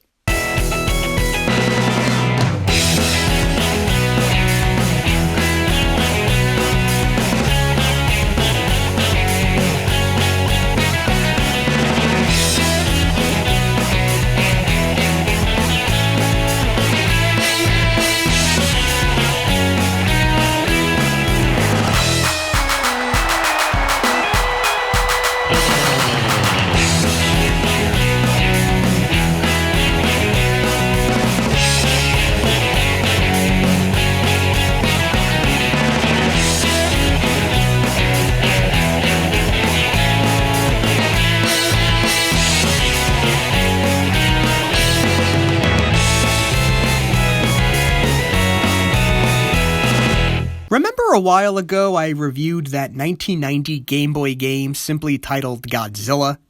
I mentioned that it was really confusing to us in the States because when you name a game Godzilla, you would just expect it to be Godzilla.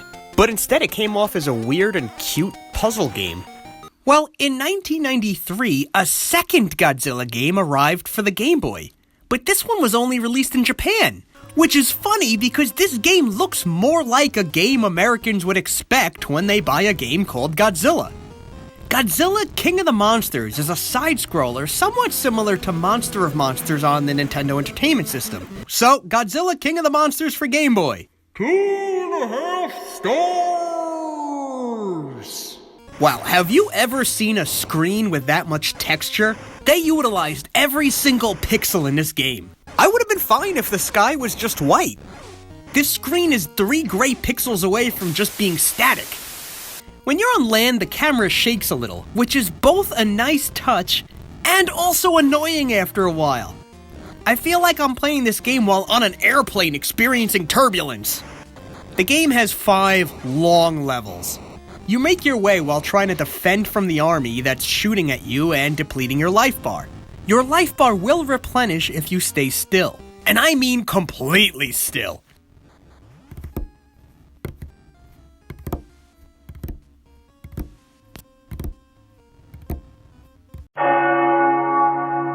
The game isn't that hard, but if you want to advance, it involves a lot of stopping to recharge. But here's the game's biggest flaw. Using the atomic breath depletes your life bar. Yeah, so your most effective attack also slowly kills you. And that attack is very useful for boss fights. This is a critical mistake in my opinion. Personally, I don't have the patience this game demands, which is a big reason why it never really got its hooks in me. And there's no level passwords and you can't save your progress. It's not like you can truck along here and there each day. Here's a plus side though, this game has a lot of kaiju, some of which I've never seen in any other game. I want to show them to you, but I really don't want to sit here for 10 hours playing this game. It's too much stopping and starting, so maybe we'll just end the review here. Hey, MIB! Ah! What the fuck are you? I'm Cheeto, the cheating dragon. Cheeto? What, like the cheese noodles? What the fuck are you talking about? No, I'm Cheeto. I cheat on everything. I cheat on games. I cheat on my taxes. I cheat on my wife. How'd you get in here? I cheated. And you can cheat too.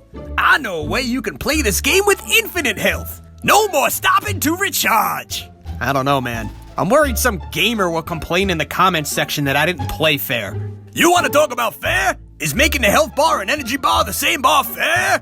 Is YouTube's new ad system fair? Is it fair that Reese's peanut butter cups are insanely bad for you yet fucking delicious? Absolutely none of those things you just said are fair. All right, let's cheat. Yeah, infinite energy. Take that, Batra. Take that, Mothra. Take that, Batra again. And Mothra again. Level 1, done. See that? Now the game is faster and more fun. Yeah, it's pretty badass just walking around frying everyone. You know, they should make a Godzilla game like Contra or Gunstar Heroes where you just go nuts rapidly blasting everyone. Pay attention, it's level 2! Ah! Well, it wouldn't be a Godzilla game without a Super X giving me some shit. Wait, it's Anguirus. He's supposed to be my friend. Kill the fool! Ah! Eat my ass, Biolante. Hey, you got any cheese in here? I want to make a sandwich. Get out of my fridge, Cheeto. Level 3! Whoa! Hedorah! Manda! Gabara? There's something you don't see often. He looks like a grizzly bear. Kamakarus! Kumanga! Hedorah, final form! This is getting boring now. This game is super repetitive, with or without a cheat code. Yeah? What are you wearing? Why don't you go ahead and take that off? Are you dialing a sex hotline from my phone, man? Mind your business and play the game! Damn it, Cheeto, you're the worst character yet. Look, there goes a little Dorat. Wow, this game has some really deep cuts. Alright, we got King Ghidorah, King Caesar, a really tall Gigan, Jet Jaguar. Aw, man, I even have to kill Jet Jaguar? Megalon? Wow, he looks really happy to see me. The fuck is that? That's not Godzilla Jr., is it? Wikipedia says it's Gorosaurus, but it looks more like Godzillasaurus, which is really fucked up if you stop and think about it. Alright, well, time to kill myself, I guess. And finally, Mecha King Ghidorah. Games love making him a main boss. Cheeto, what the hell are you doing now? I'm surfing the web for porno! What does it look like I'm doing, you cheating bastard? You told me to cheat! That's it, you've worn out your welcome. Get out of here! Squatter's right, bitch! I'm your new roommate! But don't worry, I'll get you everything you want with my super cheating powers! What can I get you? Money? Power? A bigger dick? There's me. Oh, but it turns out it's Mecha Godzilla. There's a nice touch. Now Varan's flying around. Then Titanosaurus, Rodan, and finally Super Mecha Godzilla. Even with the cheat code, he's kind of a pain in the ass. Wow, all that work for an ending that's like 3 seconds long. I gotta say, the sprites look great, but that was not worth all that effort. Oh, guys, I'm so excited. In my research, I found yet another old Godzilla game that no one outside of Japan has ever even heard of. It's called Beat Beat Mothra, and it came out in... Hey, MIB! Is that really you? Who the hell are you? My name's Fanny, and I'm your biggest fan. Oh my god, am I in a video game review? Yeah? What's that you're holding? Another piece of obscure media that nobody's ever heard about? Don't review that. Instead, I want you to review the 1993 Godzilla game for the Super Nintendo. Oh, the nostalgia. But I was gonna review People don't want to learn about new things, MIB. People want to see things they already know. Come on, review Super Godzilla. I love that game. But if you already love it, why do you need me to review it? Well, it's because of that attitude, that I haven't watched any of your videos in a couple of years. You said you were my #1 fan! Review Super Godzilla! I want to see you fight Bagan! Oh, he's so tough! I have no nostalgic connection to Super Godzilla. Like I've said in other videos, I grew up with a Sega Genesis, not a SNES. But let's cut to the chase. I don't like Super Godzilla. In fact, I go as far as to say that it bores the hell out of me. But I will kick off this review with some compliments. It has some really good sound and music. Listen to this.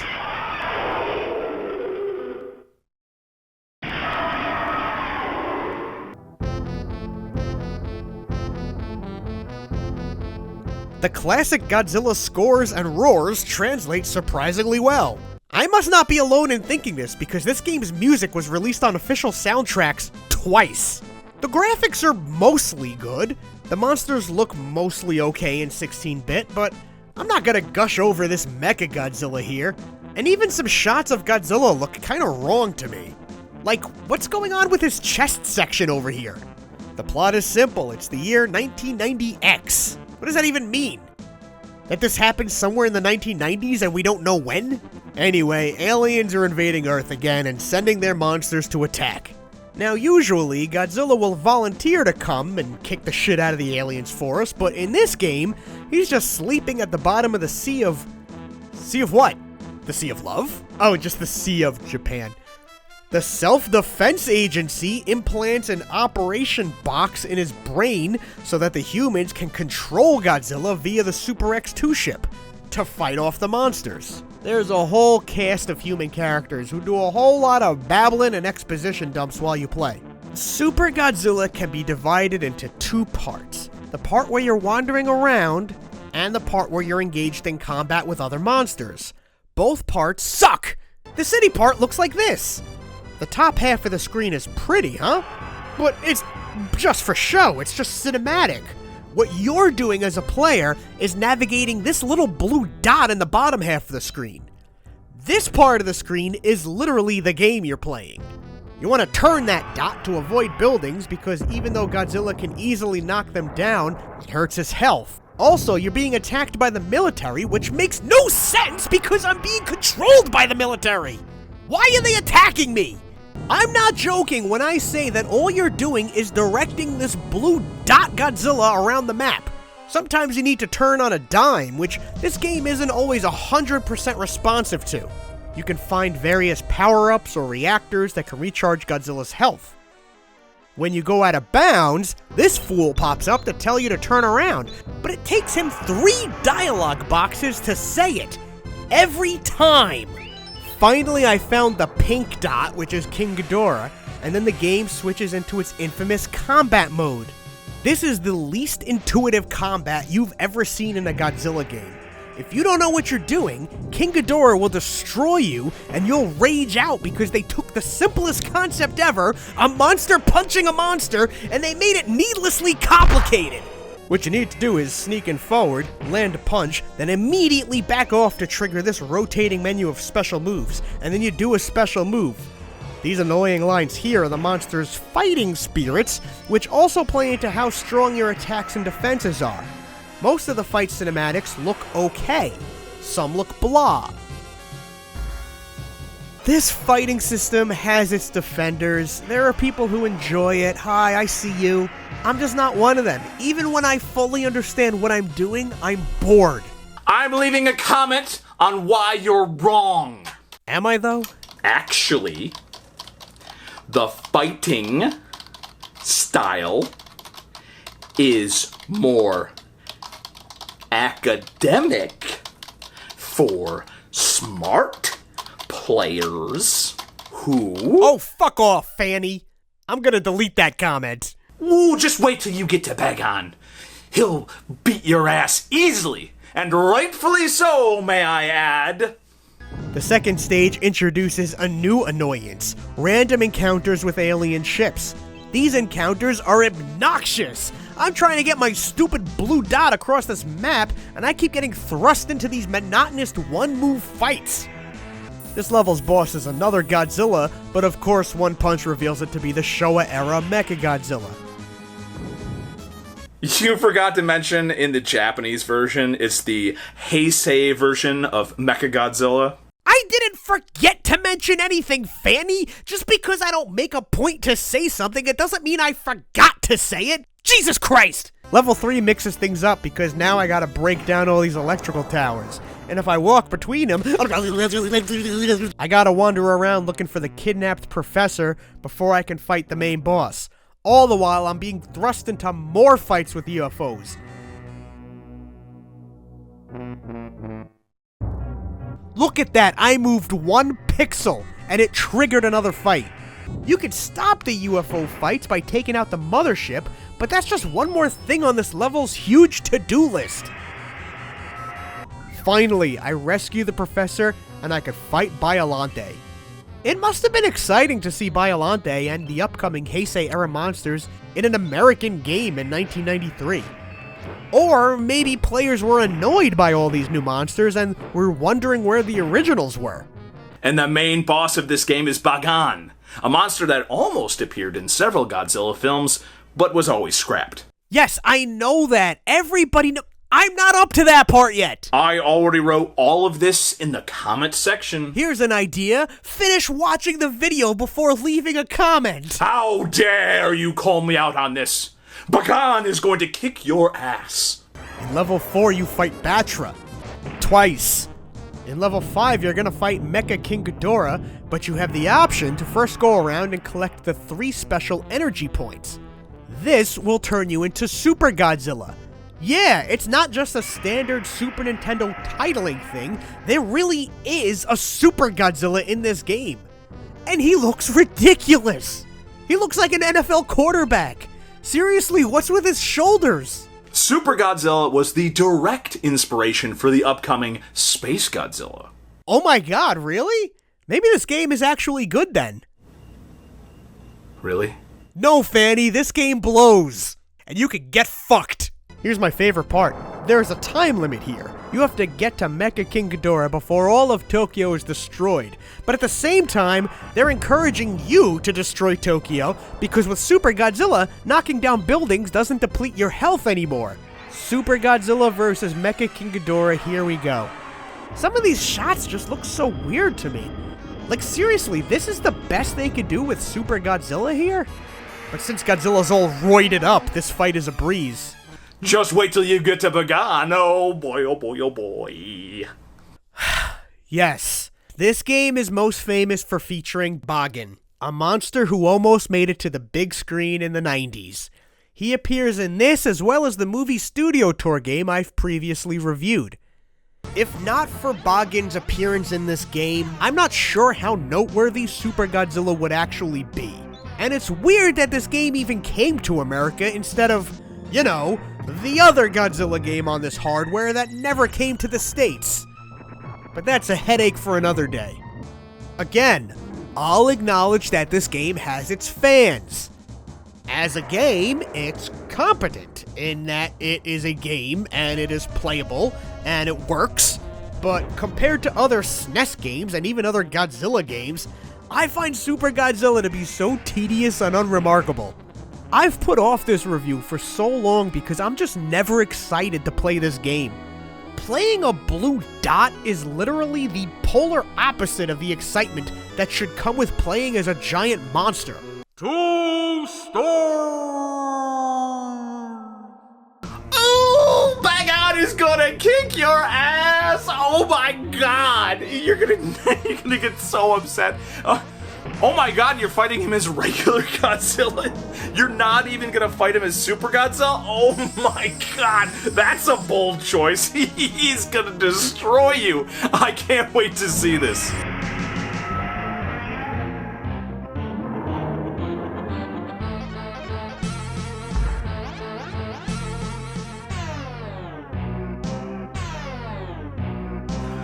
Wait, what? How? What? I don't understand. This can't be happening. Someone explain this to me. How did you do that? Fuck Bagan. My man! In early 1991, a new cabinet arrived in arcades that would change video game history forever. And that game was Tumble Pop! Now I'm kidding, it was Street Fighter II, a 2D fighting game from Capcom. It featured 8 playable characters, each with their own unique silhouettes and special moves. In 1992, this game was ported to the Super Nintendo and went on to become one of Capcom's best-selling games ever. That same year, another fighting game hit arcades, Mortal Kombat! It was a similar template, but this one used stop-motion capture technology to create realistic-looking fighters. Mortal Kombat, of course, was also known for its ultra-violence, which you didn't see often in mainstream arcade games at the time. Mortal Kombat was next to be ported to home consoles like SNES and Sega Genesis, and the controversy around its violence only seemed to help bolster sales and boost the popularity of 2D fighting games in general. In fact, for the next few years, 2D fighting games were all the rage, both in arcades and on home systems. Some games leaned into the shock more than others. Meanwhile, other developers tried new and exciting ideas. Stop animation techniques were used to give us games like Clay Fighter and Primal Rage. Here's a game called Balls, which graphically was pretty impressive for 1994. Look everyone, I'm playing with my balls. Then of course, intellectual property started making it into fighting games. I really loved Tournament Fighters with the Teenage Mutant Ninja Turtles. And it's easy to forget how fresh and exciting it was to see a game like this in 1993. Mobile Suit Gundam spawned numerous fighting games, many of them extremely well made. Even the Mighty Morphin Power Rangers got into the action. And Ultraman. This is all to say that 2D fighting games were the bee's knees for a significant period of video game history. So making a 2D fighting game with Toho monsters is pretty much a no-brainer. You already have great character designs, you have special moves ready to go, and in 1993, we got that fighting game, Godzilla Battle Legends, for the Super Nintendo. Wait, hold on, I read that wrong. Godzilla Battle Legends for the Turbo Duo. Wait, Turbo Duo? 4 times the memory of 1 megabit CDs, the Turbo Duo takes gaming power to the next level of excitement. In 1991, the same year that Street Fighter II came out, North America received the Turbo Duo, developed by NEC Home Electronics and Hudson Soft. The Turbo Duo is basically a combination of 2 systems, the TurboGrafx 16 and its CD-ROM drive, TurboGrafx CD. In 1993, Alpha System teamed up with Toho to create Godzilla Battle Legends, which was published in the United States by Hudson Soft as just Godzilla. So while this game did make it to America, you might be hard-pressed to find someone who actually owned it in 1993. I didn't even know it existed until I heard about this strange new thing called the Internet. It's decent animation for the time, and since this is a CD-based game, the audio sounds really good.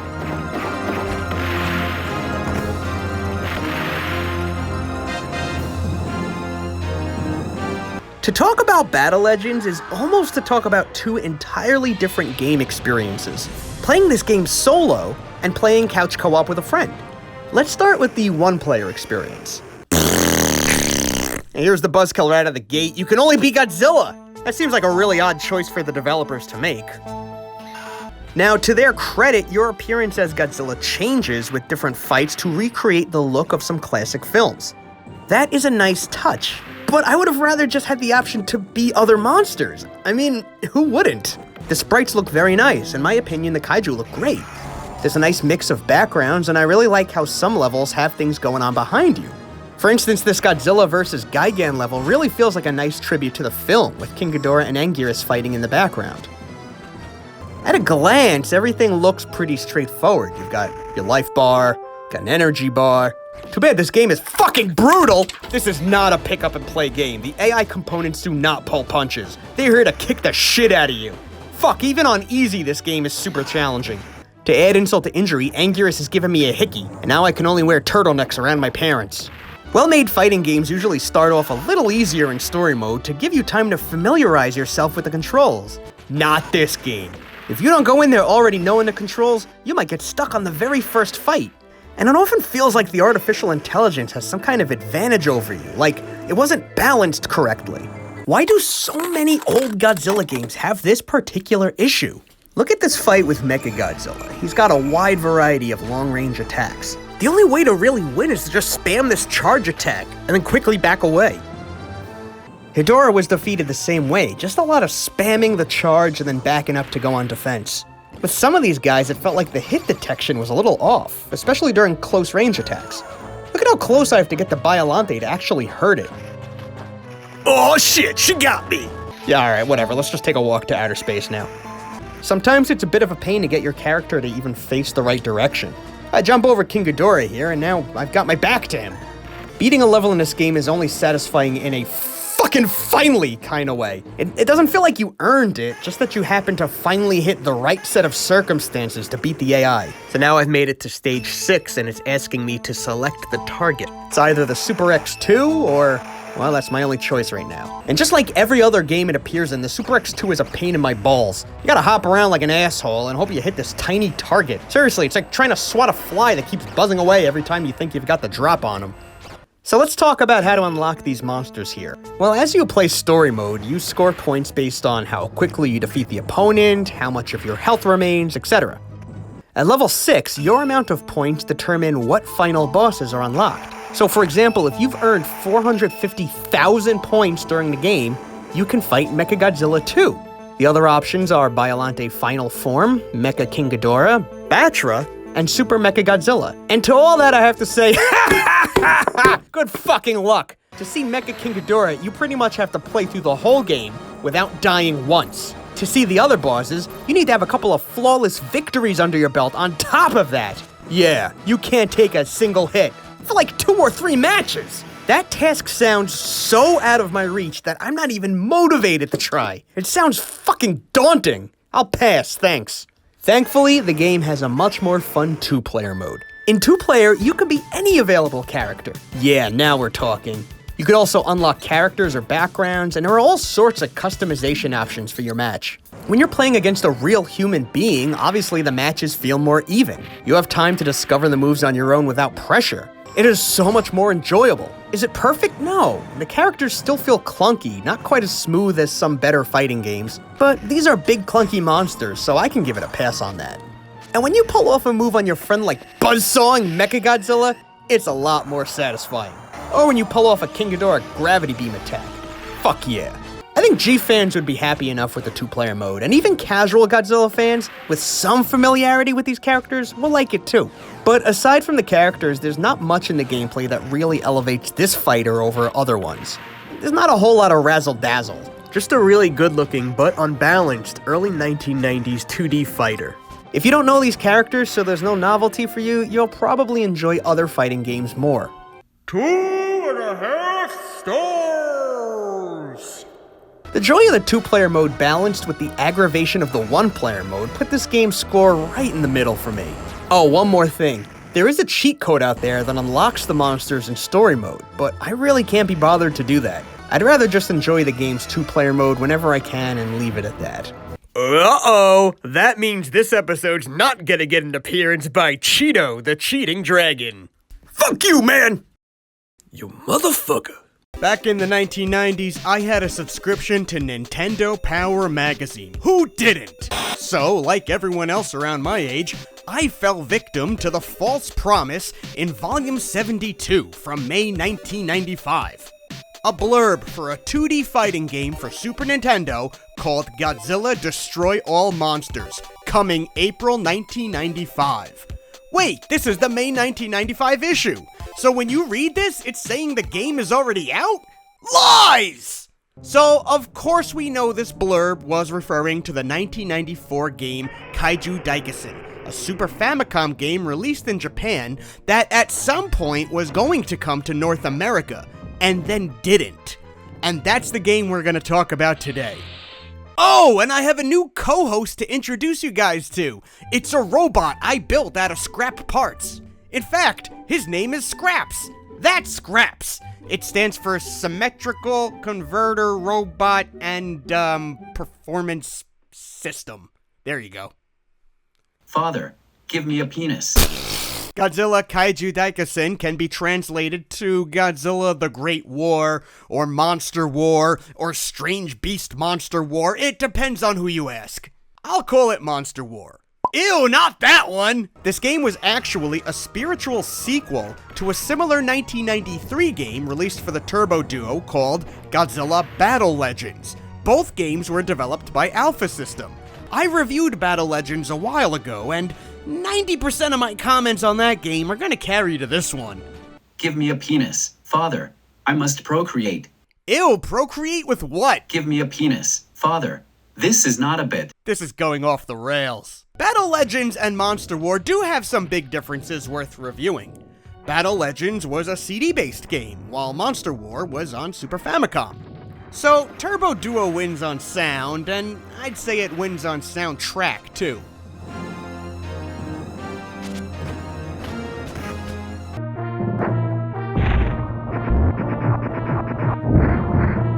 But Monster War still sounds good for 16-bit. And its soundtrack actually got a commercial release. Battle Legends just also moves smoother. It's a little bit quicker. Battle Legends features different versions of key monsters. For example, it had Showa and Heisei King Ghidorah. And as you play the campaign as Godzilla, his sprite changes to match the theme. So you've got Godzilla 1955, 1964, 1971, 1993, more.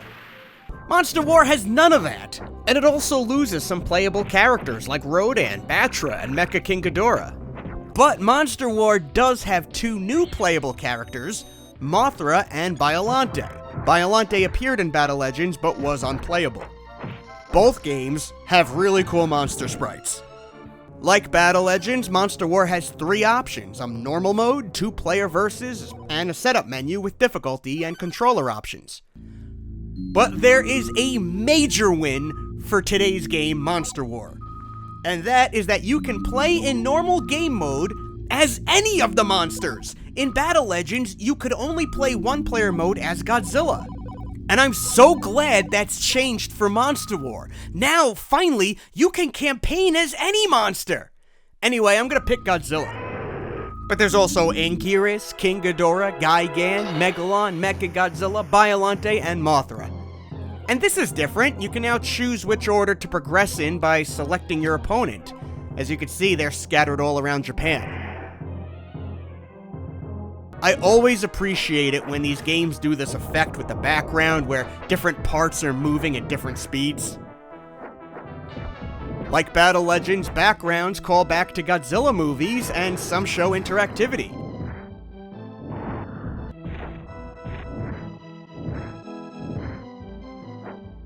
I got Anguirus in a corner here. I'm gonna whip him.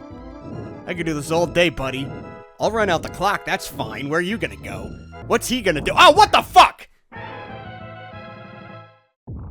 So, this is not an intuitive game. There is a logic to the fight system, but it really helps to read up before playing, because there are 3 meters here. You got your regular old health meter, underneath is a stun meter. Different characters have different stun rates. Then you have the Wrath attack you can do when this icon fills up. Wrath reduces your recovery time on the stun meter, but it greatly increases damage. And then it goes on, incorporating roars, proximity. It's a whole thing. It's still a fighting game, but it's just got a tad more strategy involved. Which is why its practice mode needs to calm the fuck down so I can get a feel for some of this shit. Yeah, just like I said with Battle Legends, the AI in this game is not pulling any punches. Even in practice mode. Calm the fuck down! I'm just trying to pull off a Wrath attack here to see what it looks like, but Megalon's not giving me an inch! I'm on practice mode, let me practice, you fuck! Father, I require that beer bottle if it is complete. Why do you want my beer bottle? Wait, are you gonna turn it into a penis? It will more than suffice. Whatever, just take it, get out of here. Hold on, does this mean the whole show I've been sucking on Scraps' dick? I'm really curious how history would be different if this really did make it to the States as Destroy All Monsters. I didn't have a Super Nintendo, but this would have made me wish I did. But I do wonder how it would perform. Those familiar with the characters would obviously eat it up. Would it get much further out than that? The gameplay is fine, but I don't think it stands out. I can't stress enough how competitive the 2D fighter space was in the 1990s. Maybe the Godzilla IP name would carry this game far, but his IP was in a dry spell in the States when this came out. He was still more of a late night or weekend schlock watch, and a punchline in pop culture, so I can't really guess how this game would do. Father, I have excellent news. I have reared a child. He estado dando el regalo de la vida gracias a los órganos necesarios que le proporcionaste a mi padre. Gracias.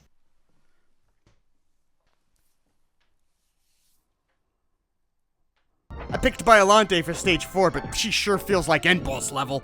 I feel like I have to merge with her sprite to get a hit in. This move is making my meters go crazy. Fine, King Ghidorah then.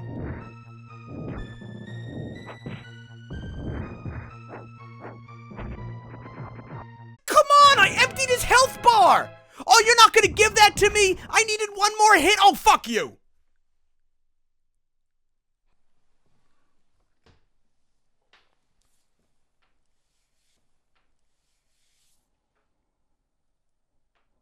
The final round of the game is against Heisei Mechagodzilla or the Katango. You can unlock these characters to play as in Versus mode alongside Super Mechagodzilla. Super Mechagodzilla is especially cool. The ship Garuda can detach. So Mechagodzilla makes sense, but Katango? Of all the available options, making Katango a playable character in this monster fighting game is a choice. How do you even punch? Oh, there we go. Oh, I could face the other way. Ah, shit, a little help? Can I get that back? This shit's kinda easy when no one's being player 2, but at least now I can practice some moves. Can I just land on Godzilla? Oh, it's not working. Check this out, Gotengo's Wrath meter has Manta wrapped around it. Can you see it? There are some other non-playable character references. The Pteranodon robot appears when Super Mechagodzilla wins. And Batra pops up during a Mothra special move.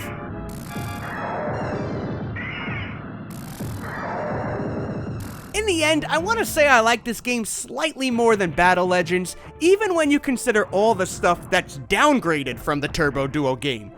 It's still a blast to play with your friends in versus mode, and it still has just enough match customizations there too. One-player mode is still rougher than it needs to be, but at least now you can be other monsters when you're playing alone. Plus, I don't know, something about this being on Super Famicom/Super Nintendo hardware just makes me appreciate what it pulls off more than the Turbo Duo game. 3.5 stars! I'm really glad Godzilla got to participate in the whole 1990s 2D fighting game frenzy. That little section of video game history was a huge part of my childhood, and even though I didn't get to play this game back then, finding out that it existed later was a real treat. It was almost like a retcon for me. Anyway, what do you think about this game? Abuelo, What? como se dice, inhereda penis. No, you don't need a penis. Necesito un pene, abuelo. Caught my son, father.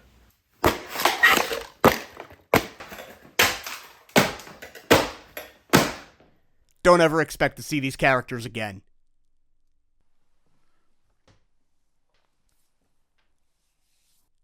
Because I just wrecked them, and I'm not making these props again. Isn't it weird that there are no Godzilla games on the Sega Genesis? Think about it, there's at least one Godzilla game on virtually every major video game console.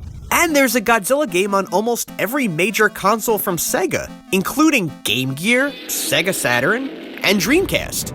But there's no Godzilla games on the Genesis, which is Sega's most successful system ever. Isn't that crazy? During the famous 16-bit wars of the 1990s, you were either Team Genesis or Team Super Nintendo. I was Team Genesis at the time, so it was a real blow to me that the SNES had a 16-bit Godzilla game and we had nothing.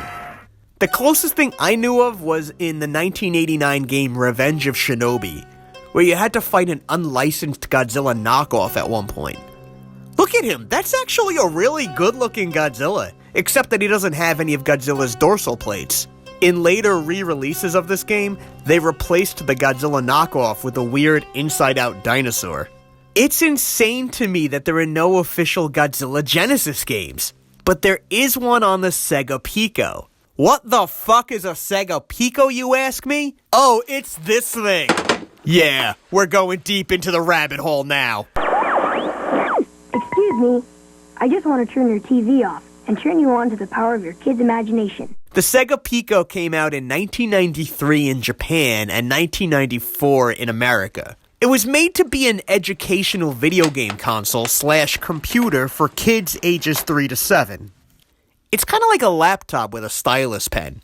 The games look like this, like a Genesis cartridge game had sex with a children's book. You put the book game here, like so, and then you connect the Pico to your television. You use the pen to interact with the images on screen by touching the pages in the book, or the laptop part of the Pico. Okay, listen you younger viewers, I know that today an iPad would be much more impressive than this whole bulky setup, but in 1994, this was kind of impressive. It even won some awards, but still, the Pico failed to catch on, and the original version was discontinued in 1998. Maybe because it debuted at a price of around $160. I don't know, I'm not the fucking gaming historian. We're here to talk about this, a Japanese-only release for the Pico. Gojira Doki Doki Kaijuto, also known as Godzilla Heart-Pounding Monster Island. And yes, the official title has 2 exclamation points. The Sega Pico is powered by the same hardware used in the Sega Genesis. So that means this game is the closest thing in the world that exists to a Godzilla game on Genesis. That's nuts! But it's also an interesting piece of trivia. Heart pounding! Jesus, this game sounds intense. Let's see.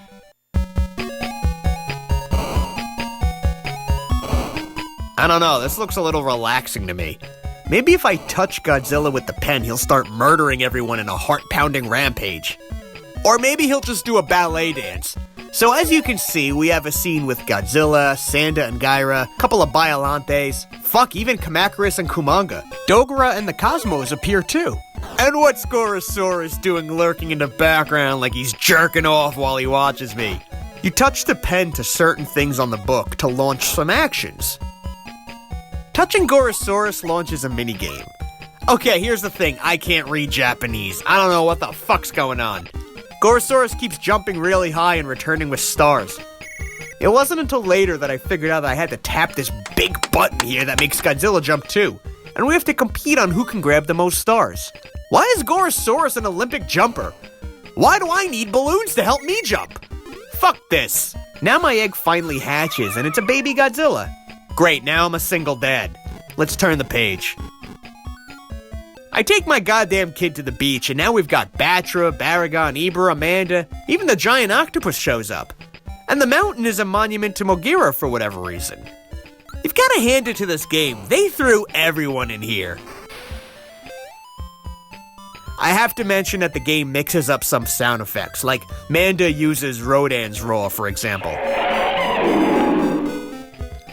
Here's another minigame where I'm assuming I just select the number of clouds. Is your heart pounding yet? There's also a memory game like Simon, where you repeat the whirlpools that Ibra pops up out of. Another minigame has you selecting a tentacle based on the octopus's request. I can only guess for this one, because I can't read Japanese, you see?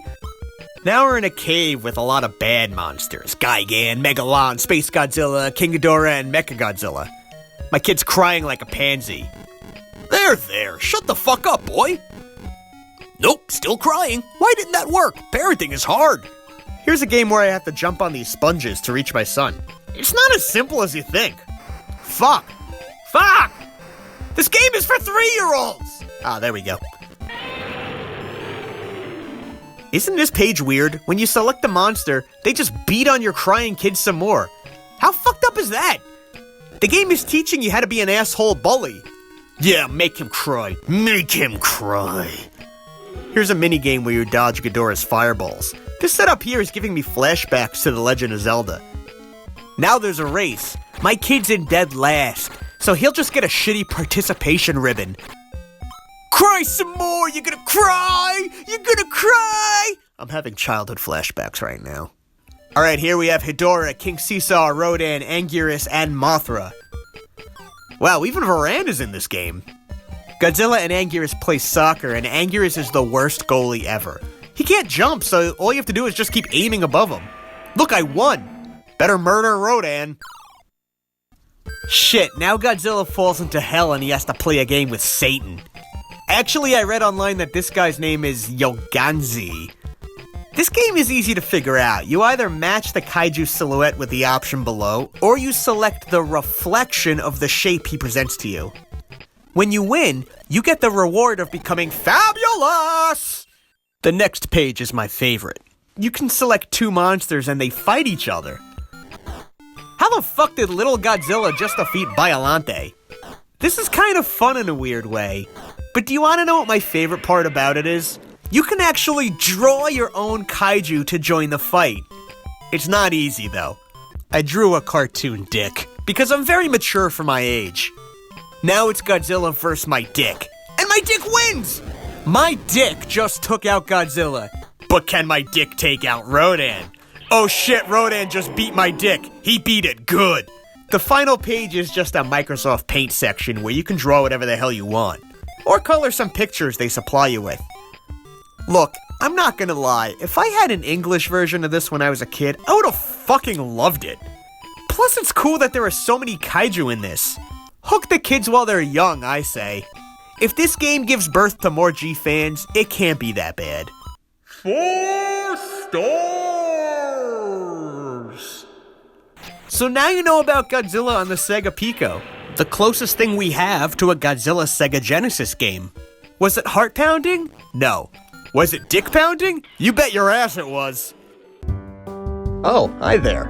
I'm just playing one of my favorite Sega Genesis games, Mr. Balls.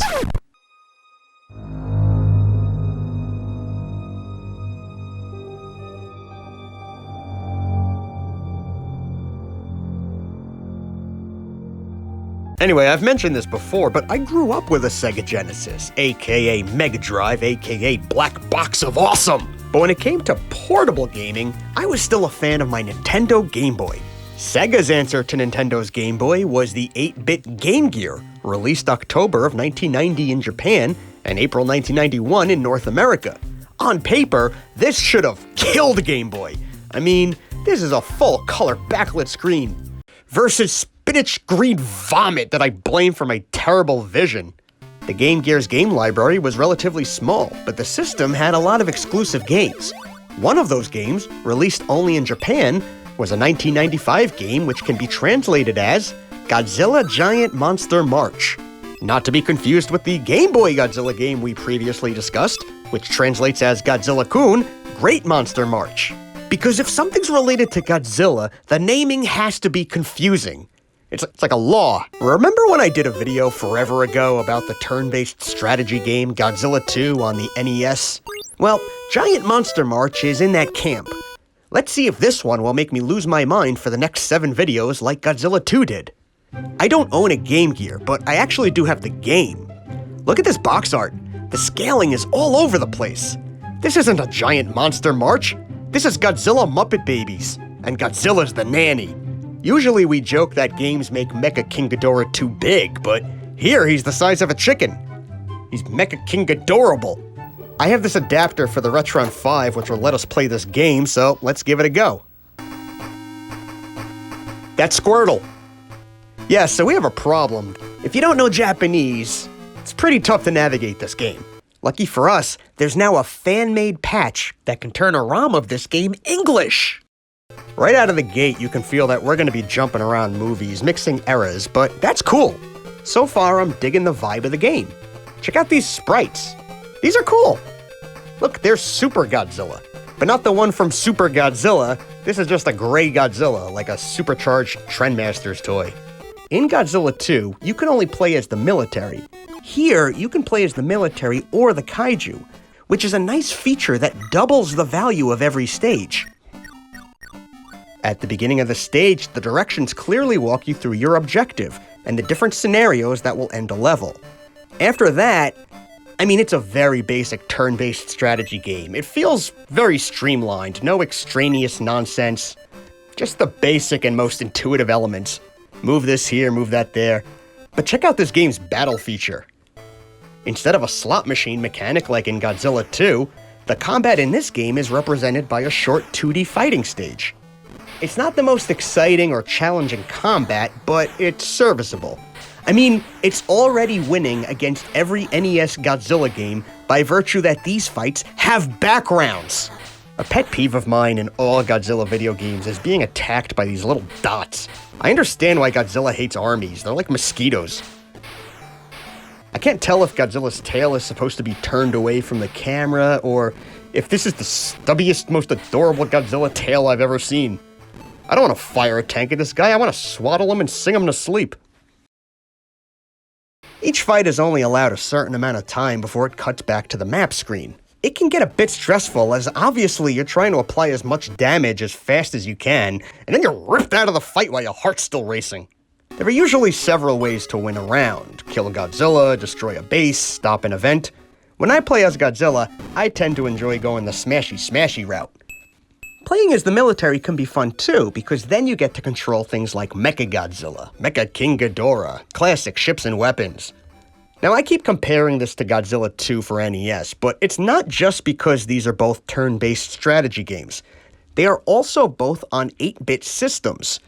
Now obviously both games are very different art styles, but I find Monster March so much better looking. It's vibrant, it's cleaner, it's a bit more of an energy that's missing from the drab Godzilla 2. So we've got 4 stages loosely based on the Godzilla filmography. Stage 1 is basically Godzilla vs. Gigan. You can even destroy the Godzilla Tower! This is a nice short and easy stage to get you accustomed to the game's pace and controls. Now stage 2 kind of combines a bunch of Heisei movies, and that includes Godzilla 1984, Godzilla vs. Mothra, and Godzilla vs. King Ghidorah. Oh shoot, he won. It's game over for Godzilla. But that's only because I wanted to stay true to the movie. That's what happened there. Stage 3 is Godzilla vs. Mechagodzilla 2, and if you play as the military, the objective is to keep baby Godzilla away from his dad. That feels like a cruel objective, but okay. This is fun because you immediately get to fly Garuda. Look out for fire, Rodan, though. Honestly, I think it was playing this level that I started making a solid effort and realized that, yeah, this game had its hooks in me. And luckily I held out long enough for Mechagodzilla to be deployed. Although, you know, in these types of games it could take a few turns to get where you want to go. In this case, getting Mechagodzilla to Garuda. All turns elapsed! Yeah, I forgot to mention that there are limited turns per game. In case you didn't notice that big note every round. Look, Baby Godzilla is crying for help and Burns down the entire city with his psychic powers! Alright, now I got him close enough to merge. Let's do it! Super Mechagodzilla! He packs a nice punch. It's Godzilla vs. Space Godzilla. This movie had just come out in 1994, a year prior to this game, so this is the exciting new big bad.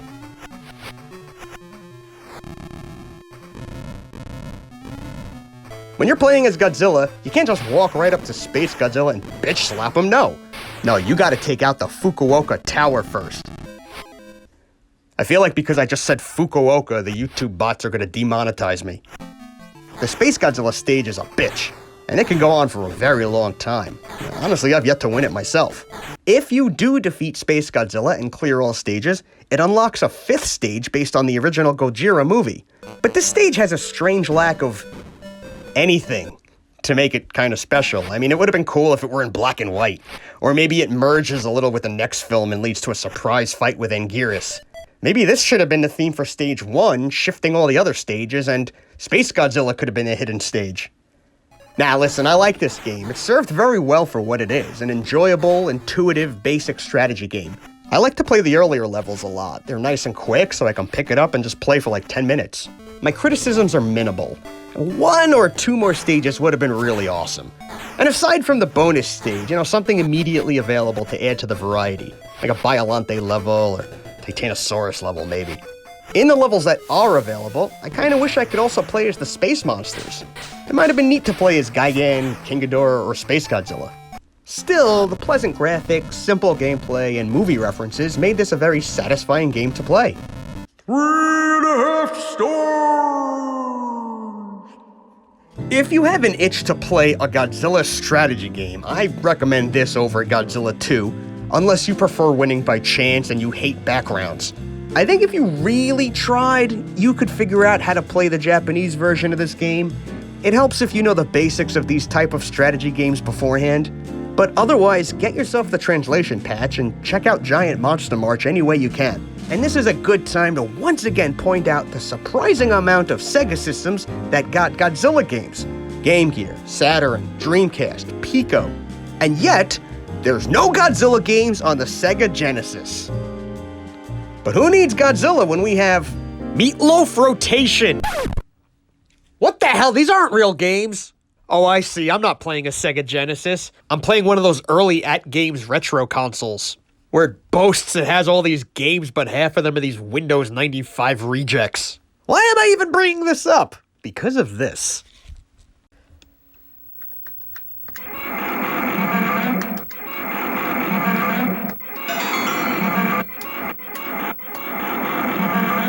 Godzilla has more of a presence on at games than he has on the Sega Genesis.